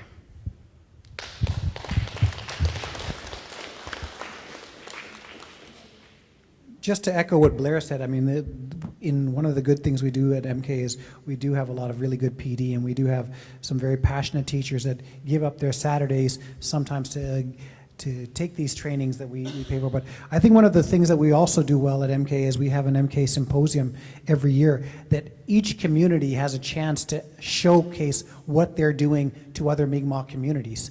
And from that way, we're always listening. We're always building upon what everyone's doing. And so if someone's doing something very innovative in one community, they share with that with other communities, and we're able to work as a collective. And I think that's one of the real good things about what we're doing in Nova Scotia, and it helps teachers see what are some of the innovative things. And I hope that a lot of the things that we're building from Treaty Education, we're just finishing up our P to 6 resources that we hope to be able to share all across Mi'kmaq, and it's not just based on Nova Scotia stuff. One of the books that I'm most proud of is that is coming out is the book about the honor song. One of the things that we did in Nova Scotia was we have a hand drum for every music teacher that was made and distributed to the schools, but also now we have a book about the honor song that myself and George Paul, the honor song creator, actually sat down and created this story, and we have illustrations of what the song means, how he was gifted the song, and the how to properly play and sing the song, and just gives people not only the ability to sing the honor song in Mi'kmaq, not just Mi'kmaq students, but students all across Nova Scotia are doing this, but also now knowing what the song was about, why was it important, and the beautiful story that George tells about that honor song.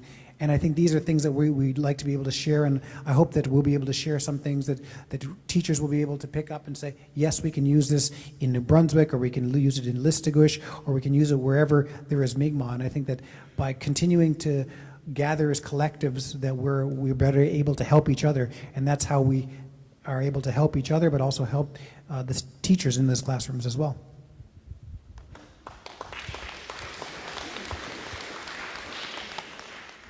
Honestly, I'm not sure how I'm going to answer this because I just got out of school and I really don't have experience in this area, so I don't really feel equipped to answer this question, so I'm going to pass it along.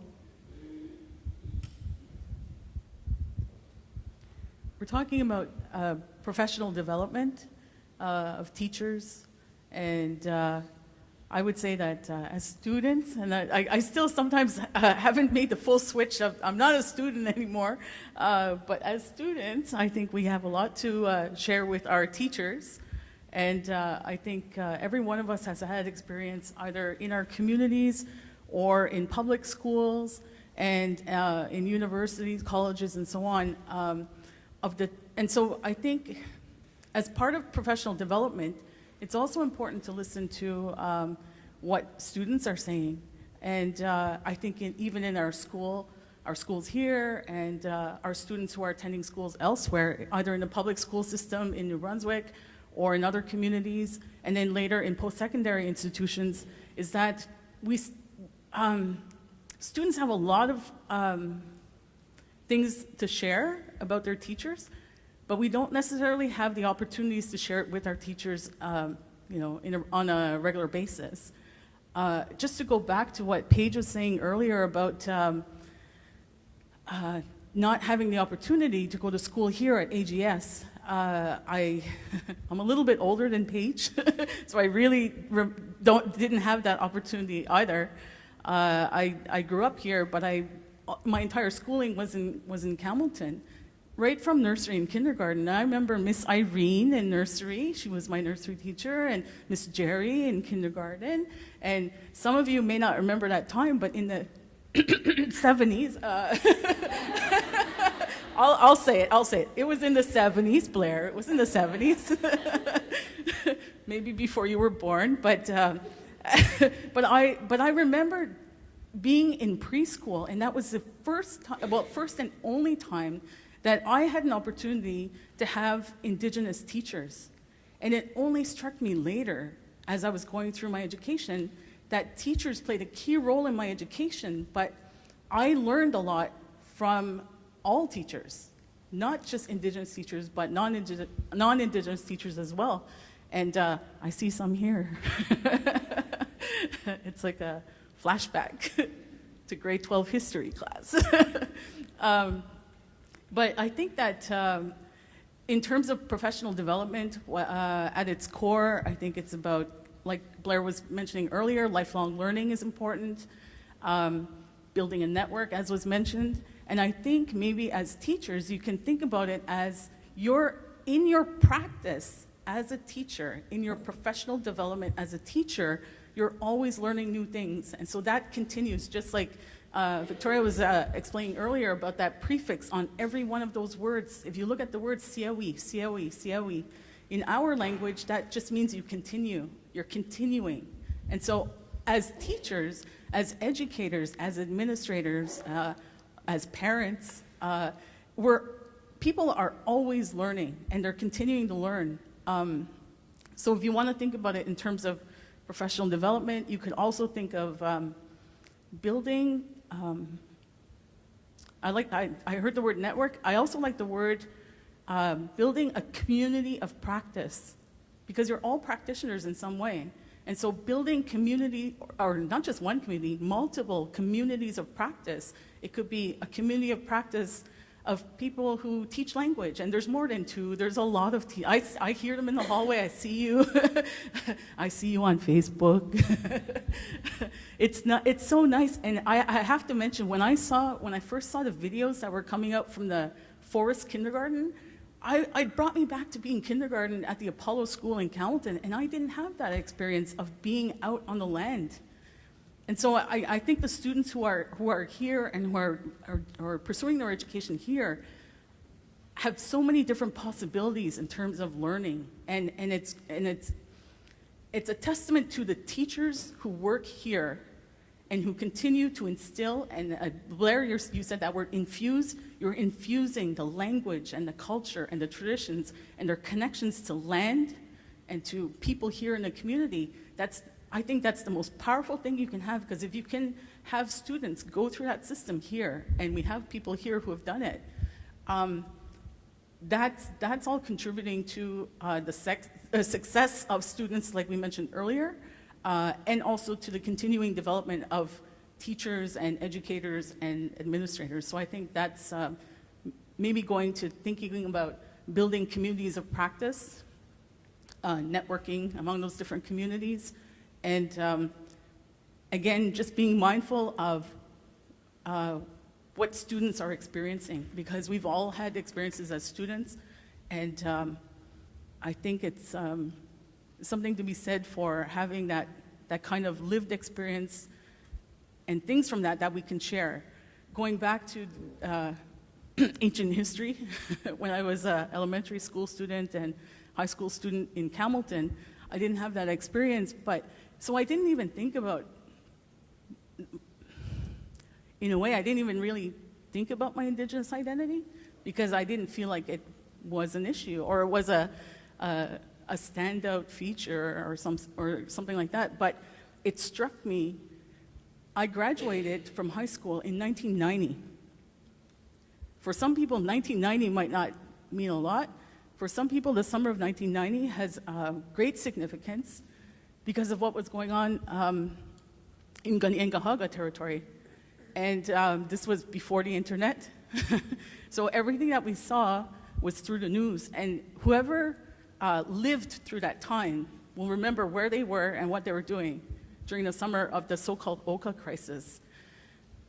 So that summer was the summer that I graduated from high school and was getting ready to go to CEGEP because I didn't feel ready to go to university. I decided to go to CEGEP in Gaspé, and I see Tammy sitting in the corner.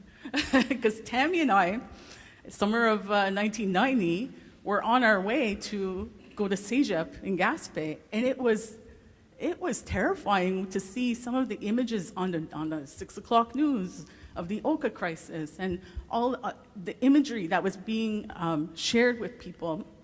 And I thought, oh no, people were making gestures and making sounds, and for the first time I thought, I'm in the minority right now.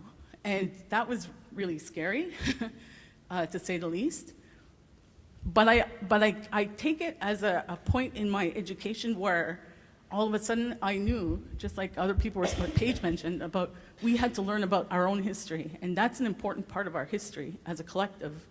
And it was important to keep in mind, in order to sustain my education afterwards, was to understand our own history, the history that we didn't learn in school. We had to learn, and we had to kind of be twice as. We have to be twice as knowledgeable. We have to be twice as informed, and we have to do more work outside of school. But teachers can help, educators can help, language teachers. There's so many people who can help to keep us centered, to keep students centered, but to keep everyone centered in your own practice and so on.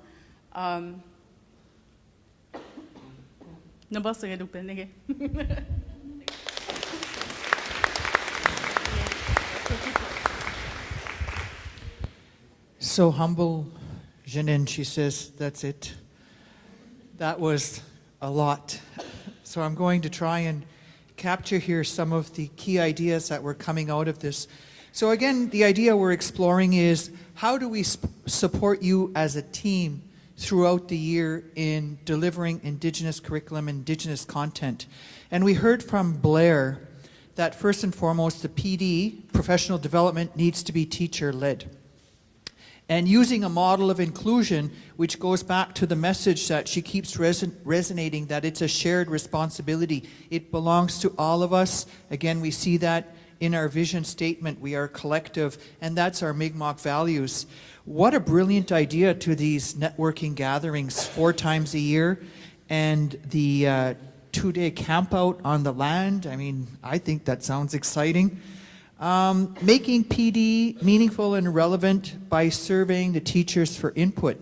But we also heard from Janine, let's ask our students. Let's hear our students, let's listen to our students about what's happening.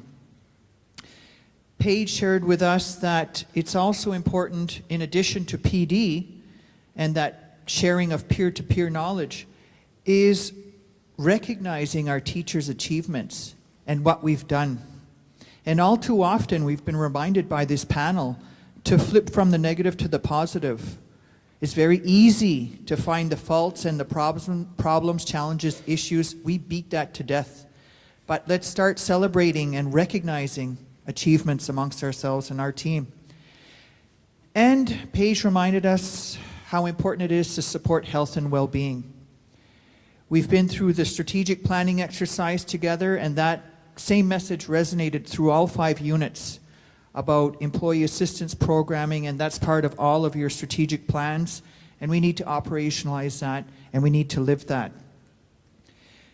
Jaime shared with us the value of the networking gatherings in allowing us to show and tell, but it's sharing our best practices, it's sharing our innovations, and working as a collective. Working as a collective is a critical Mi'kmaq value that we share. It's not about me, myself, and I. It's about all of us. Again, that message is there. How do we support each other? How do we work together across Mi'kma'ki, not just in Gespegawagi? And we look forward to your sharing the P6 resources, and especially the book about the honor song. That'll be fabulous. Just thinking of putting a hand drum in the hands of the music teacher, it's something very simple that we can easily achieve. Janine, quite a few messages in there, but listening to the students, let's not forget our key stakeholder in the best interest of the students. But she raised an example of her experience with the education system that I think is very relevant to many in the room. And she talked about her education being, her formal classroom education was all in Camelton. I shared the experience, Janine, of going to nursery and kindergarten at the Apollo School with Miss Jerry, Miss Irene, I remember Miss Donna, there were teaching aides. And a recent conversation I had with Gail. Is Gail Metallic in the room? Is Gail here? Hi, Gail. So last year I had a chance to sit down and we talked about the nursery and kindergarten for Listuguj students. And what Gail related to me from her extensive knowledge of our contemporary history and education was that nursery and kindergarten was exclusively for the children of this community, that it wasn't offered to the non-Mi'kmaq kids in town.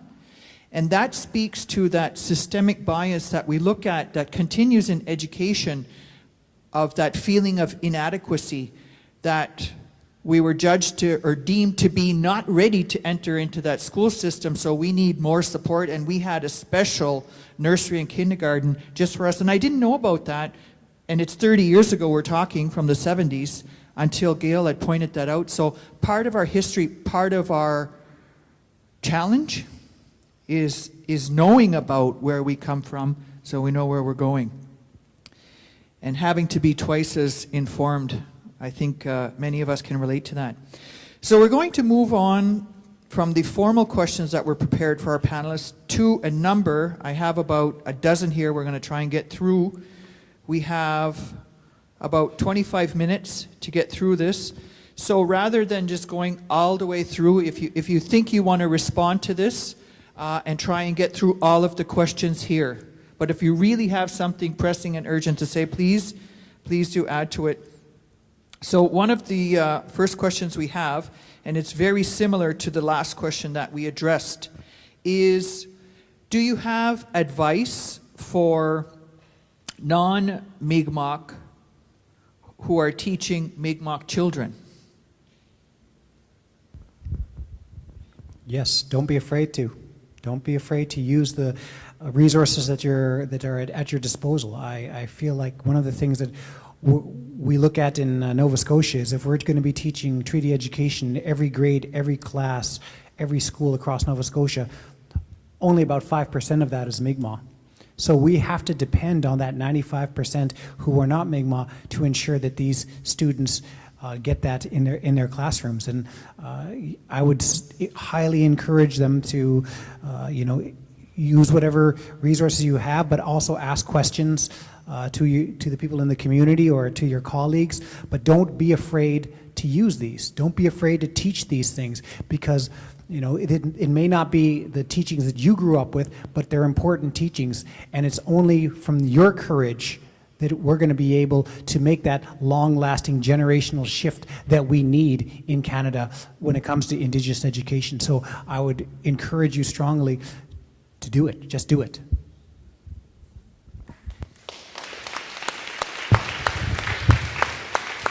In the words of Nike, just do it. I would encourage teachers to be a part of the community and to get to know the community you're in. Of course, there is a rich community here filled with people who are able to assist you. And again, the administration has that responsibility to open the door from school community to the community and bridge that gap and to close that divide, as some people might call it. And there shouldn't be a divide. Rather, there should be an opportunity for educators to become a part of that community that they teach in. Of course, I think the teacher has to be in control of that as well, and to be ready to get out there. And I think you can learn a lot from others in the community. Any other advice? Lots of questions to get through. We have another question here from our team. How do we as educators place the importance of Mi'kmaq immersion with parents and community members as we sometimes place on English and French? That goes back to restoring the values of who we are and our ways of knowing and being, just educating people on why it is important to be Ilnu. And I think just on that basis alone, people's minds will change on their perception of English and French and Mi'kmaq and what priorities should go first. That's about it. Maybe I can combine the two questions together about non-Indigenous teachers who are working with Indigenous students here can also do part of that learning as well. And I think the reason why I think it's beneficial, I think, for everyone to learn about the language is not just so that you can speak the language, but I think it's really about understanding, like Erika was saying, about our core values and our ways of knowing, being, and doing, and so on. It's in the language. And so part of today's theme was well explained earlier, but you can do that anytime in any of your classes. And so it doesn't, I think what the risk is that we compartmentalize language into like, oh, that's language class, and it's only offered, so many minutes a week or days a week or something like that. But every single class could integrate some aspect of the language. And whether it's math or science or social studies or phys ed class or any single class, I would say that every single class that's being taught in this school must have some Indigenous language in it, because that is essentially, like was mentioned earlier, at the core of our identity it's embedded in our language. And so I would highly encourage everyone, Indigenous, non-Indigenous, it doesn't matter. If you're an educator, a teacher, an administrator in this community, integrate it, infuse it. You know, we're hearing all these words, integrating, infuse. It just has to be embedded in the school. And I see language around on signage and so on, but we need it in the classrooms, not just Mi'kmaw language as a subject. It should be ideally it would be the language of instruction. But until we get there, we're continuing on this path, so just start building it into your classrooms. And if you don't know the words, ask someone.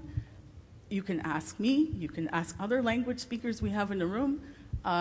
There's all kinds of resources that you can turn to, and I think as part of professional development, that could be integrated as a component, just to learn from the language. Well, Could you ask that question just again to remind me? Parents, immersion. How do we as educators place the importance of Mi'kmaq immersion with parents and community members as we sometimes place with English French?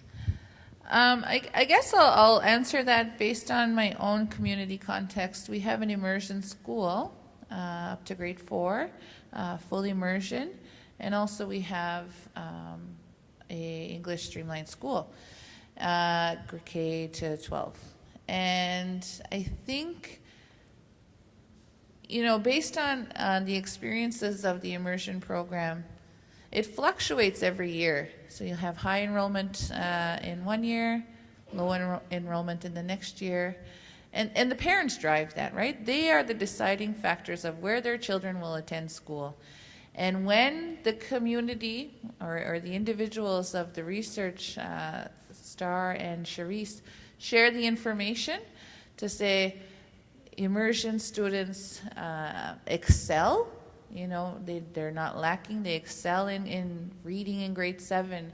They excelled in comprehension in grade 7 at a Z level or at exceeding Z levels. Then enrollment goes up. And when they don't share it, enrollment goes down. So it fluctuates. And when parents don't know, the automatic assumption is, let's just place them here. So there's absolutely, parents must be informed. On an ongoing basis, parents must be informed about the benefits of immersion, because there are many, many benefits to immersion. I have 3 immersion children in school. 2 of them have graduated from immersion, and 1 is presently in immersion. And I can't tell you how I see their learning different, and not different in a bad way, but different from a perspective of a mother whose first child didn't attend immersion. There was no immersion then. And so the 3 young ones, there's a sense of pride, a strong sense of pride. There's a strong sense of identity. My daughter, who is in now grade 6 in the fall, has been part of a drum group, has been a hand drum since she was in grade 2. And I think that's very powerful, because she's going to continue that, and she loves her drum. She sings all of the time. And my son now, and I know Jaime's son, are dancing. And I don't think they would have had that opportunity had it not been for immersion. Again, immersion just gives that customized learning approach, and that's community relevant, that's Mi'kmaw centered. So that's, I think, information is key to parents, and we have to inform parents you know, what sets them apart, and you know, that we're meeting the same goals as other children, but exceeding them as well. That's it.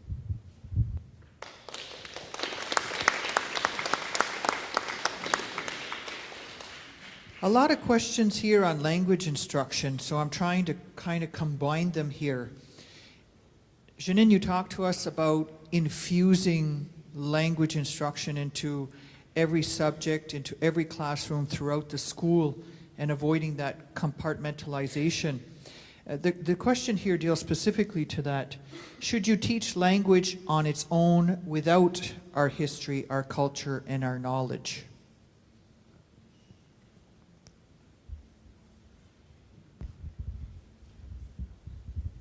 Sounds like you answered the question. Should we, sorry, repeat it again, please? The question is, should we teach language on its own without our history, our culture, and our knowledge? I think language, as far as I know, in how it's taught currently, tends to be sort of isolated. It tends to be compartmentalized in a sense that it's primarily in other settings other than in the school, which is why I turn back to saying, you know, to bring it back into, or to continue to teach young people. This is our tradition. We've always taught young people through language. Whether you realize it or not, everyone here, you know, through your relations in some way has learned something about Indigenous knowledge through language, whether you know it or not. Whether it's through connecting through, you know, your relatives, knowing who you're related to, like Blaire said earlier, knowing where you come from and who you come from is important. And I would say that language is the sort of like the means through which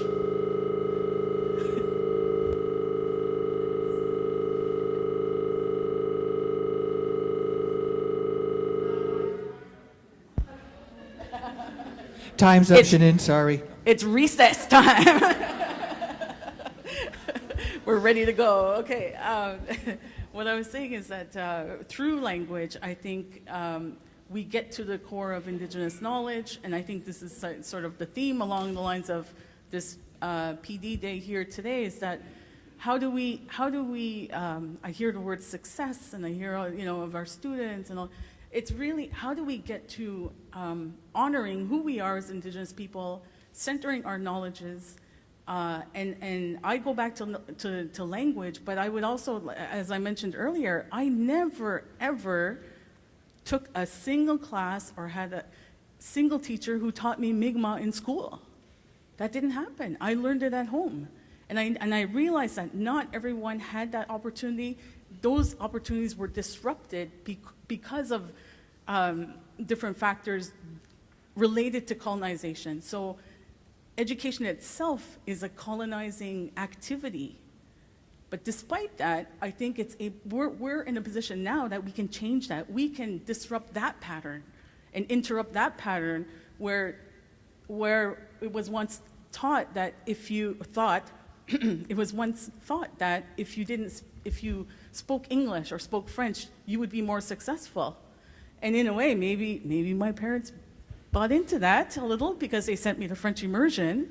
And so I went to French immersion in town, and I remember the days when they made me stand up at home and sing "Au Canada" en français. So I could speak, I could sing, and my brother, Kevin, we were about the same age. We're basically the same age. We're 11 months apart. And we had to sit there as little kids, or stand there, and sing "Au Canada, terre de nos aïeux," you know, and talk and perform in this language.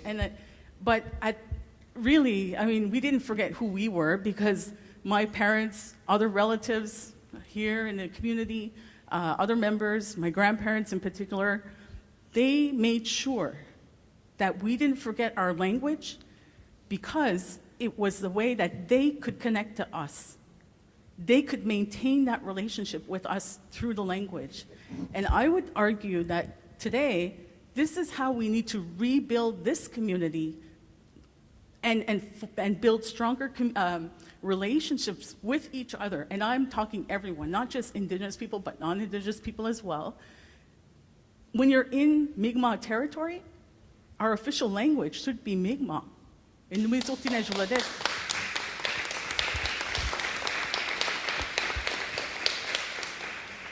And I realized I didn't say that in Mi'kmaw because what I'm doing is that I'm extending an invitation for everyone to use the language as much as they can. And I have to admit, this is being recorded, I'm in a relationship with a non-Indigenous person. We've been together for 27 years. Since we were 5.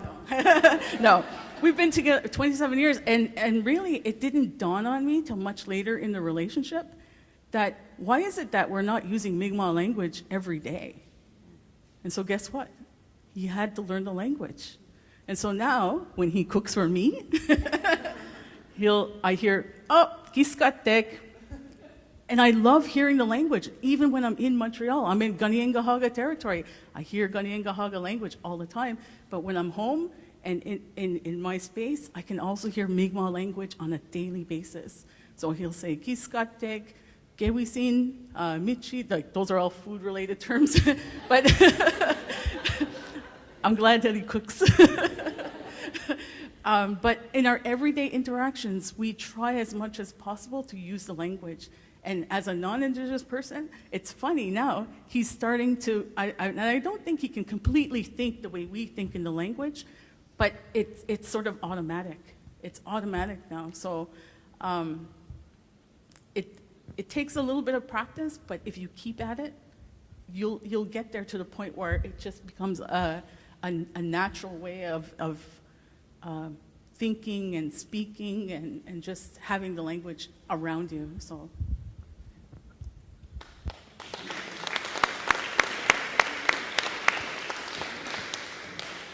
I'll be quick. One of our friends at AFN has this great saying. It says that language is the bolt cutters to the chains of colonialism. That's our Chief Ron Ignace from BC. But to make that, to your question that you asked, very simple. When you teach the language, the culture, the history, the knowledge is all embedded within that language. So when you teach language, you're teaching everything.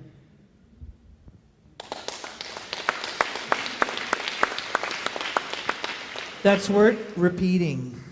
Language is the bolt cutters to the chains of colonialism.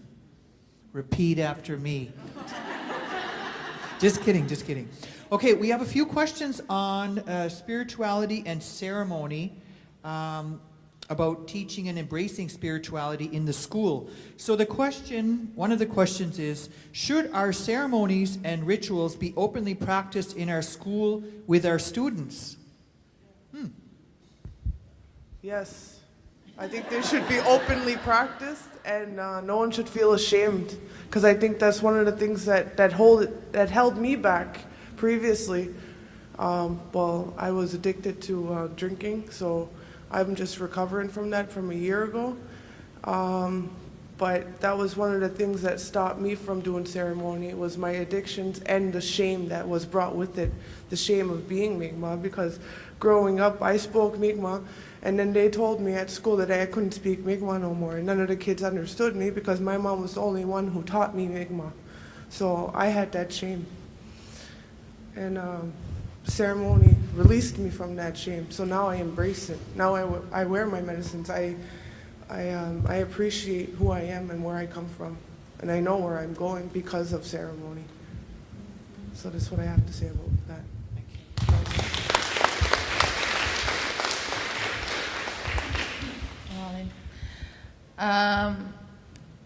Spirituality, again, it's not an isolated thing. Just like language, you teach your culture, you teach your land through the language, and I think you teach a lot of spirituality through identity and through language as well. Spirituality is not It's not a separate piece of who you are. It is one of the pieces, many pieces of who you are. To show you a couple examples in our schools, in one school, every single day, rain or shine, in one school, the children are greeted at the door with smudge and with drum. No matter what, and every day, kind words are given to these children, just to set the tone for the day. And that school is an amazing school, and I think they have taken it to the next level. I know earlier today I had my tobacco, and they said, "Oh, let's go outside." I said, "Why? We can't do it in here." And they said, "Oh, fire outside." But the reality is, you do it anywhere and everywhere. I know one of my elders did it at the Marriott Harborfront just the other day. They had to really turn off fire alarms and stuff, but she did it, and nothing stopped her from doing that. And so when you infuse that spirituality, no matter how big, how small in children's lives, in everyday lives, and normalize it. And again, normalization is one of those things that, it doesn't set you apart. Me growing up, and I guess I'll talk a little bit about spirituality, it was never implied that I had to choose between spiritualities. Of course, we have strong faiths in Eskazoni. We have religious people, we have traditional people, we have spiritual people, we have other religions. Again, in our communities, we're a population of almost 6,000, I think. So there's very different people. And it was never implied that I had to choose, but it was kind of implied that I had to choose. So I chose the way of my family, and again, that's through religion. And I grew up in that. I grew up in prayer. I grew up in church. I grew up that way. And if I beat it off that path and wanted to be traditional or be spiritual or whatever you want to call it, there was shame in that. There was shame from your own people in that. And the people who did powwows, for example, were powwow people, or these people, and holy rollers, and there was always these categories and subcategories of people who believed in something. And I don't think in this day, and I was very, very adamant growing up. I don't remember choosing. So I lacked on that. I lacked on that smudge learning, that the drum, the sweat, anything that has to do with culture, because I was only taught one form of spirituality, but there are multiple forms of spirituality. And I think embracing all levels, because we're such distinct people, they don't hurt you, they enhance you. And so my children, and I vowed when my children were born that they would never ever have to choose, that they could live in all worlds. So they could live in holy world, they could live in powwow world, they could live in spiritual world and traditional world. And there's no difference, and we don't see people any different from what they are and what they believe. So that's what I think. An answer.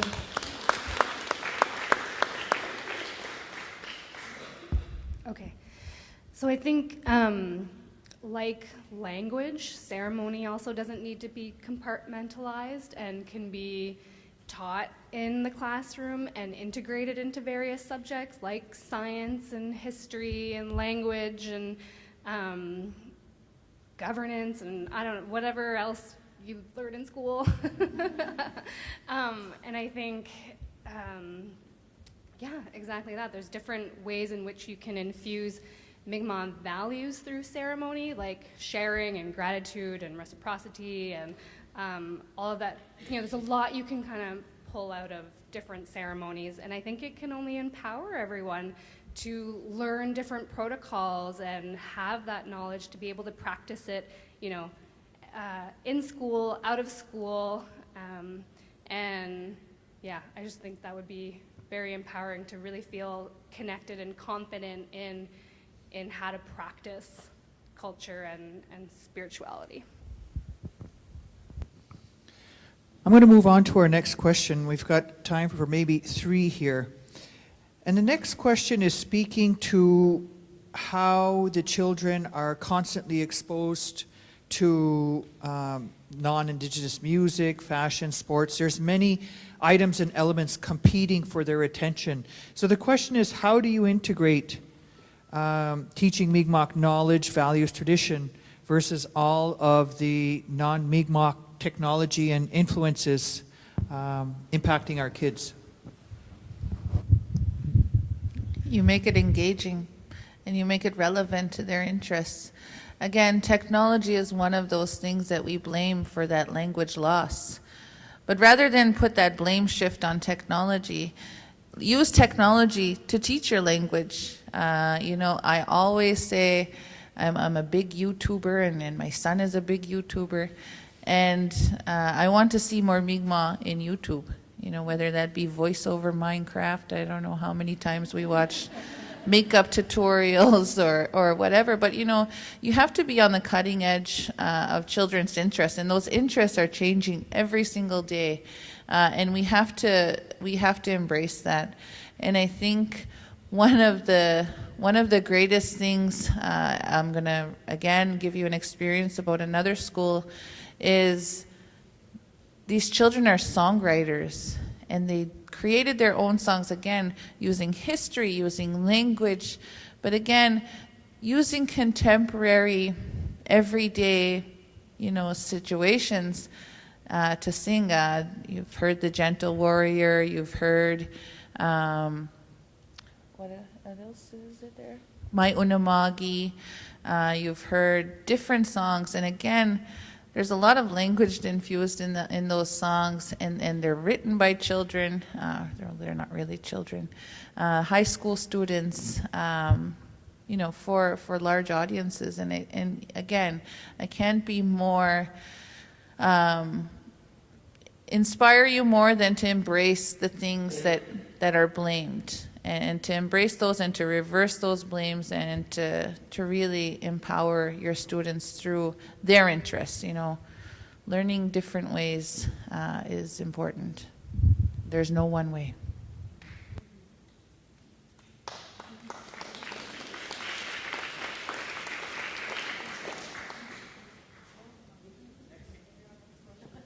Next question is for Janine. And it's 2 parts. Can you explain the process of developing curriculum at McGill? And does the university have a final say on the content of the curriculum? Does McGill have the final say? Is that the last part of the question? And the first part was about who has... Explain the process for developing curriculum. Explain the process. Okay. In 10 words or less, please. Okay. Pressure's on now. Jim's I was about to say I think I know who asked this question, but maybe not. I don't know. The process for developing curriculum, I think if you're talking about Indigenous curriculum, has to come from Indigenous people. There's my answer. And the second part, does the university have final say on content? No.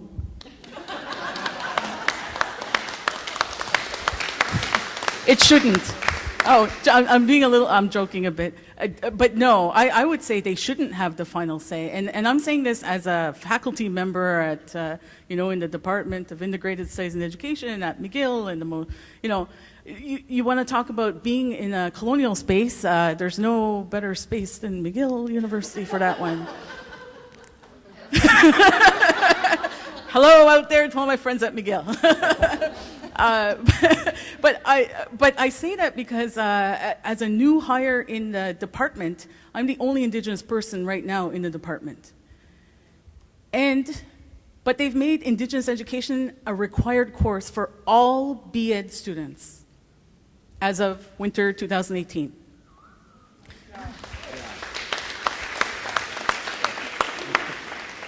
So that's why I taught the course. And so in order to do that work, I had to build and create basically a course from scratch, because there was no existing one, or the ones that they had, were incomplete, or, it all depends.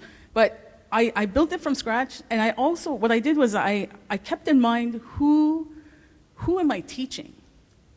And I would say that there's two different types of audiences. One is our undergraduate students. And like I mentioned earlier, most of those undergraduate students are non-Indigenous. They come from all over the world, actually. And they come here, they come to Canada, or they come to Montreal, and they hear about Indigenous people, but they don't necessarily see or interact or know about Indigenous people on a daily basis. So we start from day one in class. I ask the students, first of all, we open up by everybody introduces themselves. And I know it's a big room here, but when you do have the opportunity, have everyone introduce themselves. That's the way we situate ourselves. Every person does that. And as we go around, I also ask them again to share what do they know about Indigenous people, what is their experience. And to be honest, and I have to say, a lot of the undergraduate students were very honest when we did this exercise. They said, we don't know. We don't know anything. They would say, I've never seen an Indigenous person, or I don't have any Indigenous friends. I grew up in Montreal, or I grew up in Laval, and I think, but this is Kanien'kehá:ka territory. You should know whose territory you're on. And then I would say the same thing here. You should know whose territory you're on and know about the people who are of this place. And so that was something that I had to build into the curriculum. So I would say, to build an Indigenous curriculum, start with place and start with the people of that place. That's my short answer.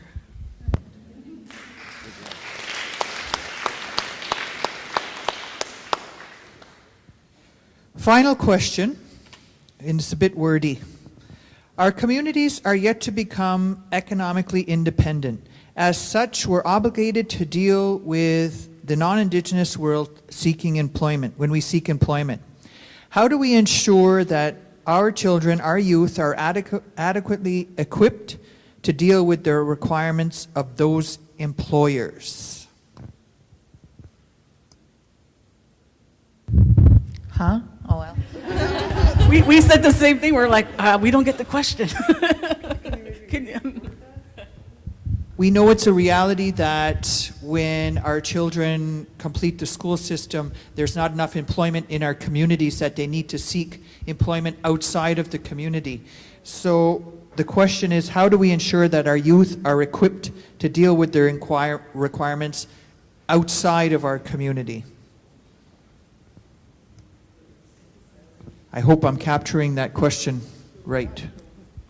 In regards to language, in regards to culture, or? Throw it at Ivy. I'm kind of puzzled at the question. And I'm puzzled at the question because are we assuming that by teaching culture and language that we're doing the opposite? Because I don't feel that's the case at all. I feel like the diversity is strength in Canada, and the more diverse backgrounds you come from, the more you learn from other cultures and things like that. I think these are all strengths, and I don't think anything that you learn in your community, whether it's language, ceremony, dance, music, is a hindrance for your future employment in any area of Canada, not in this country.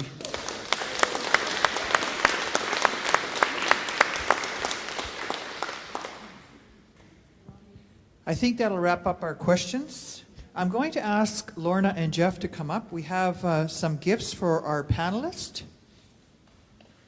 Jeff in the room? Jeff's in the back.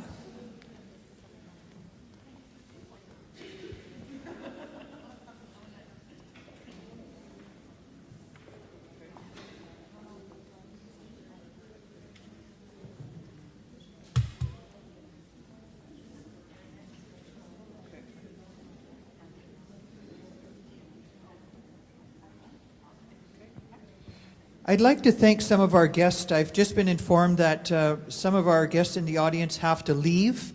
But I'd like to acknowledge Jim Howden, sitting up front here from McGill. Thank you for taking time out of your agenda and your schedule. As well, from Geskabegia, our sister community, we have Tammy and Brenda here. Thank you, Tammy and Brenda. And our McGill students here from New Richmond High School, we have a team that Mike has brought. Thank you very much for taking time from your day for joining us. And our Council of Mi'kmaq Educators who continue to shape and contribute through advisory services. Thank you for joining us this morning. Now we have a small token of our appreciation to our panelists here, and I'll ask Lorna and Jeff to do the presentations, please. So why don't we put our hands together and give a big round of applause to our thought leaders.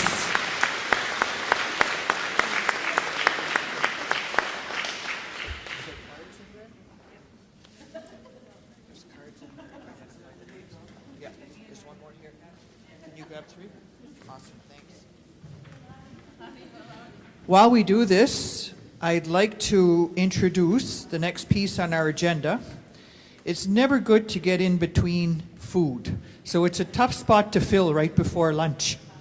Our next piece is about sharing her gift. And I mentioned when I talked about our agenda today that joining us this morning is Rosalie Labilawa from Ukbi-Gunchik. Her mother is Glenda Wiseau Labilawa from Listuguj, and her father is Gordon Labilawa, who has served on council in his community for the past 40 years and is just retired, but still doesn't stop.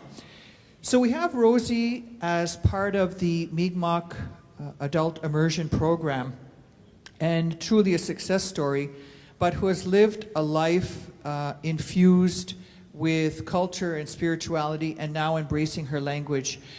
I'd like to ask Rosie to come forward and share her gift of song with us.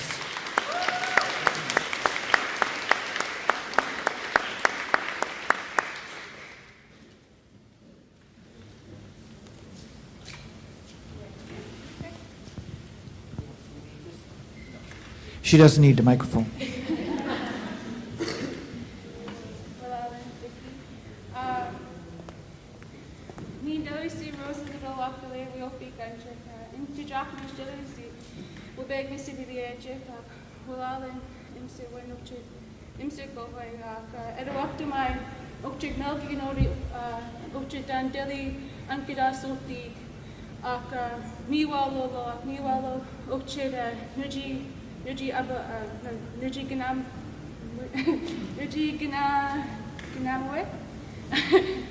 And you know, I was kind of really unsure when I was asked to sing. You know, I wasn't sure.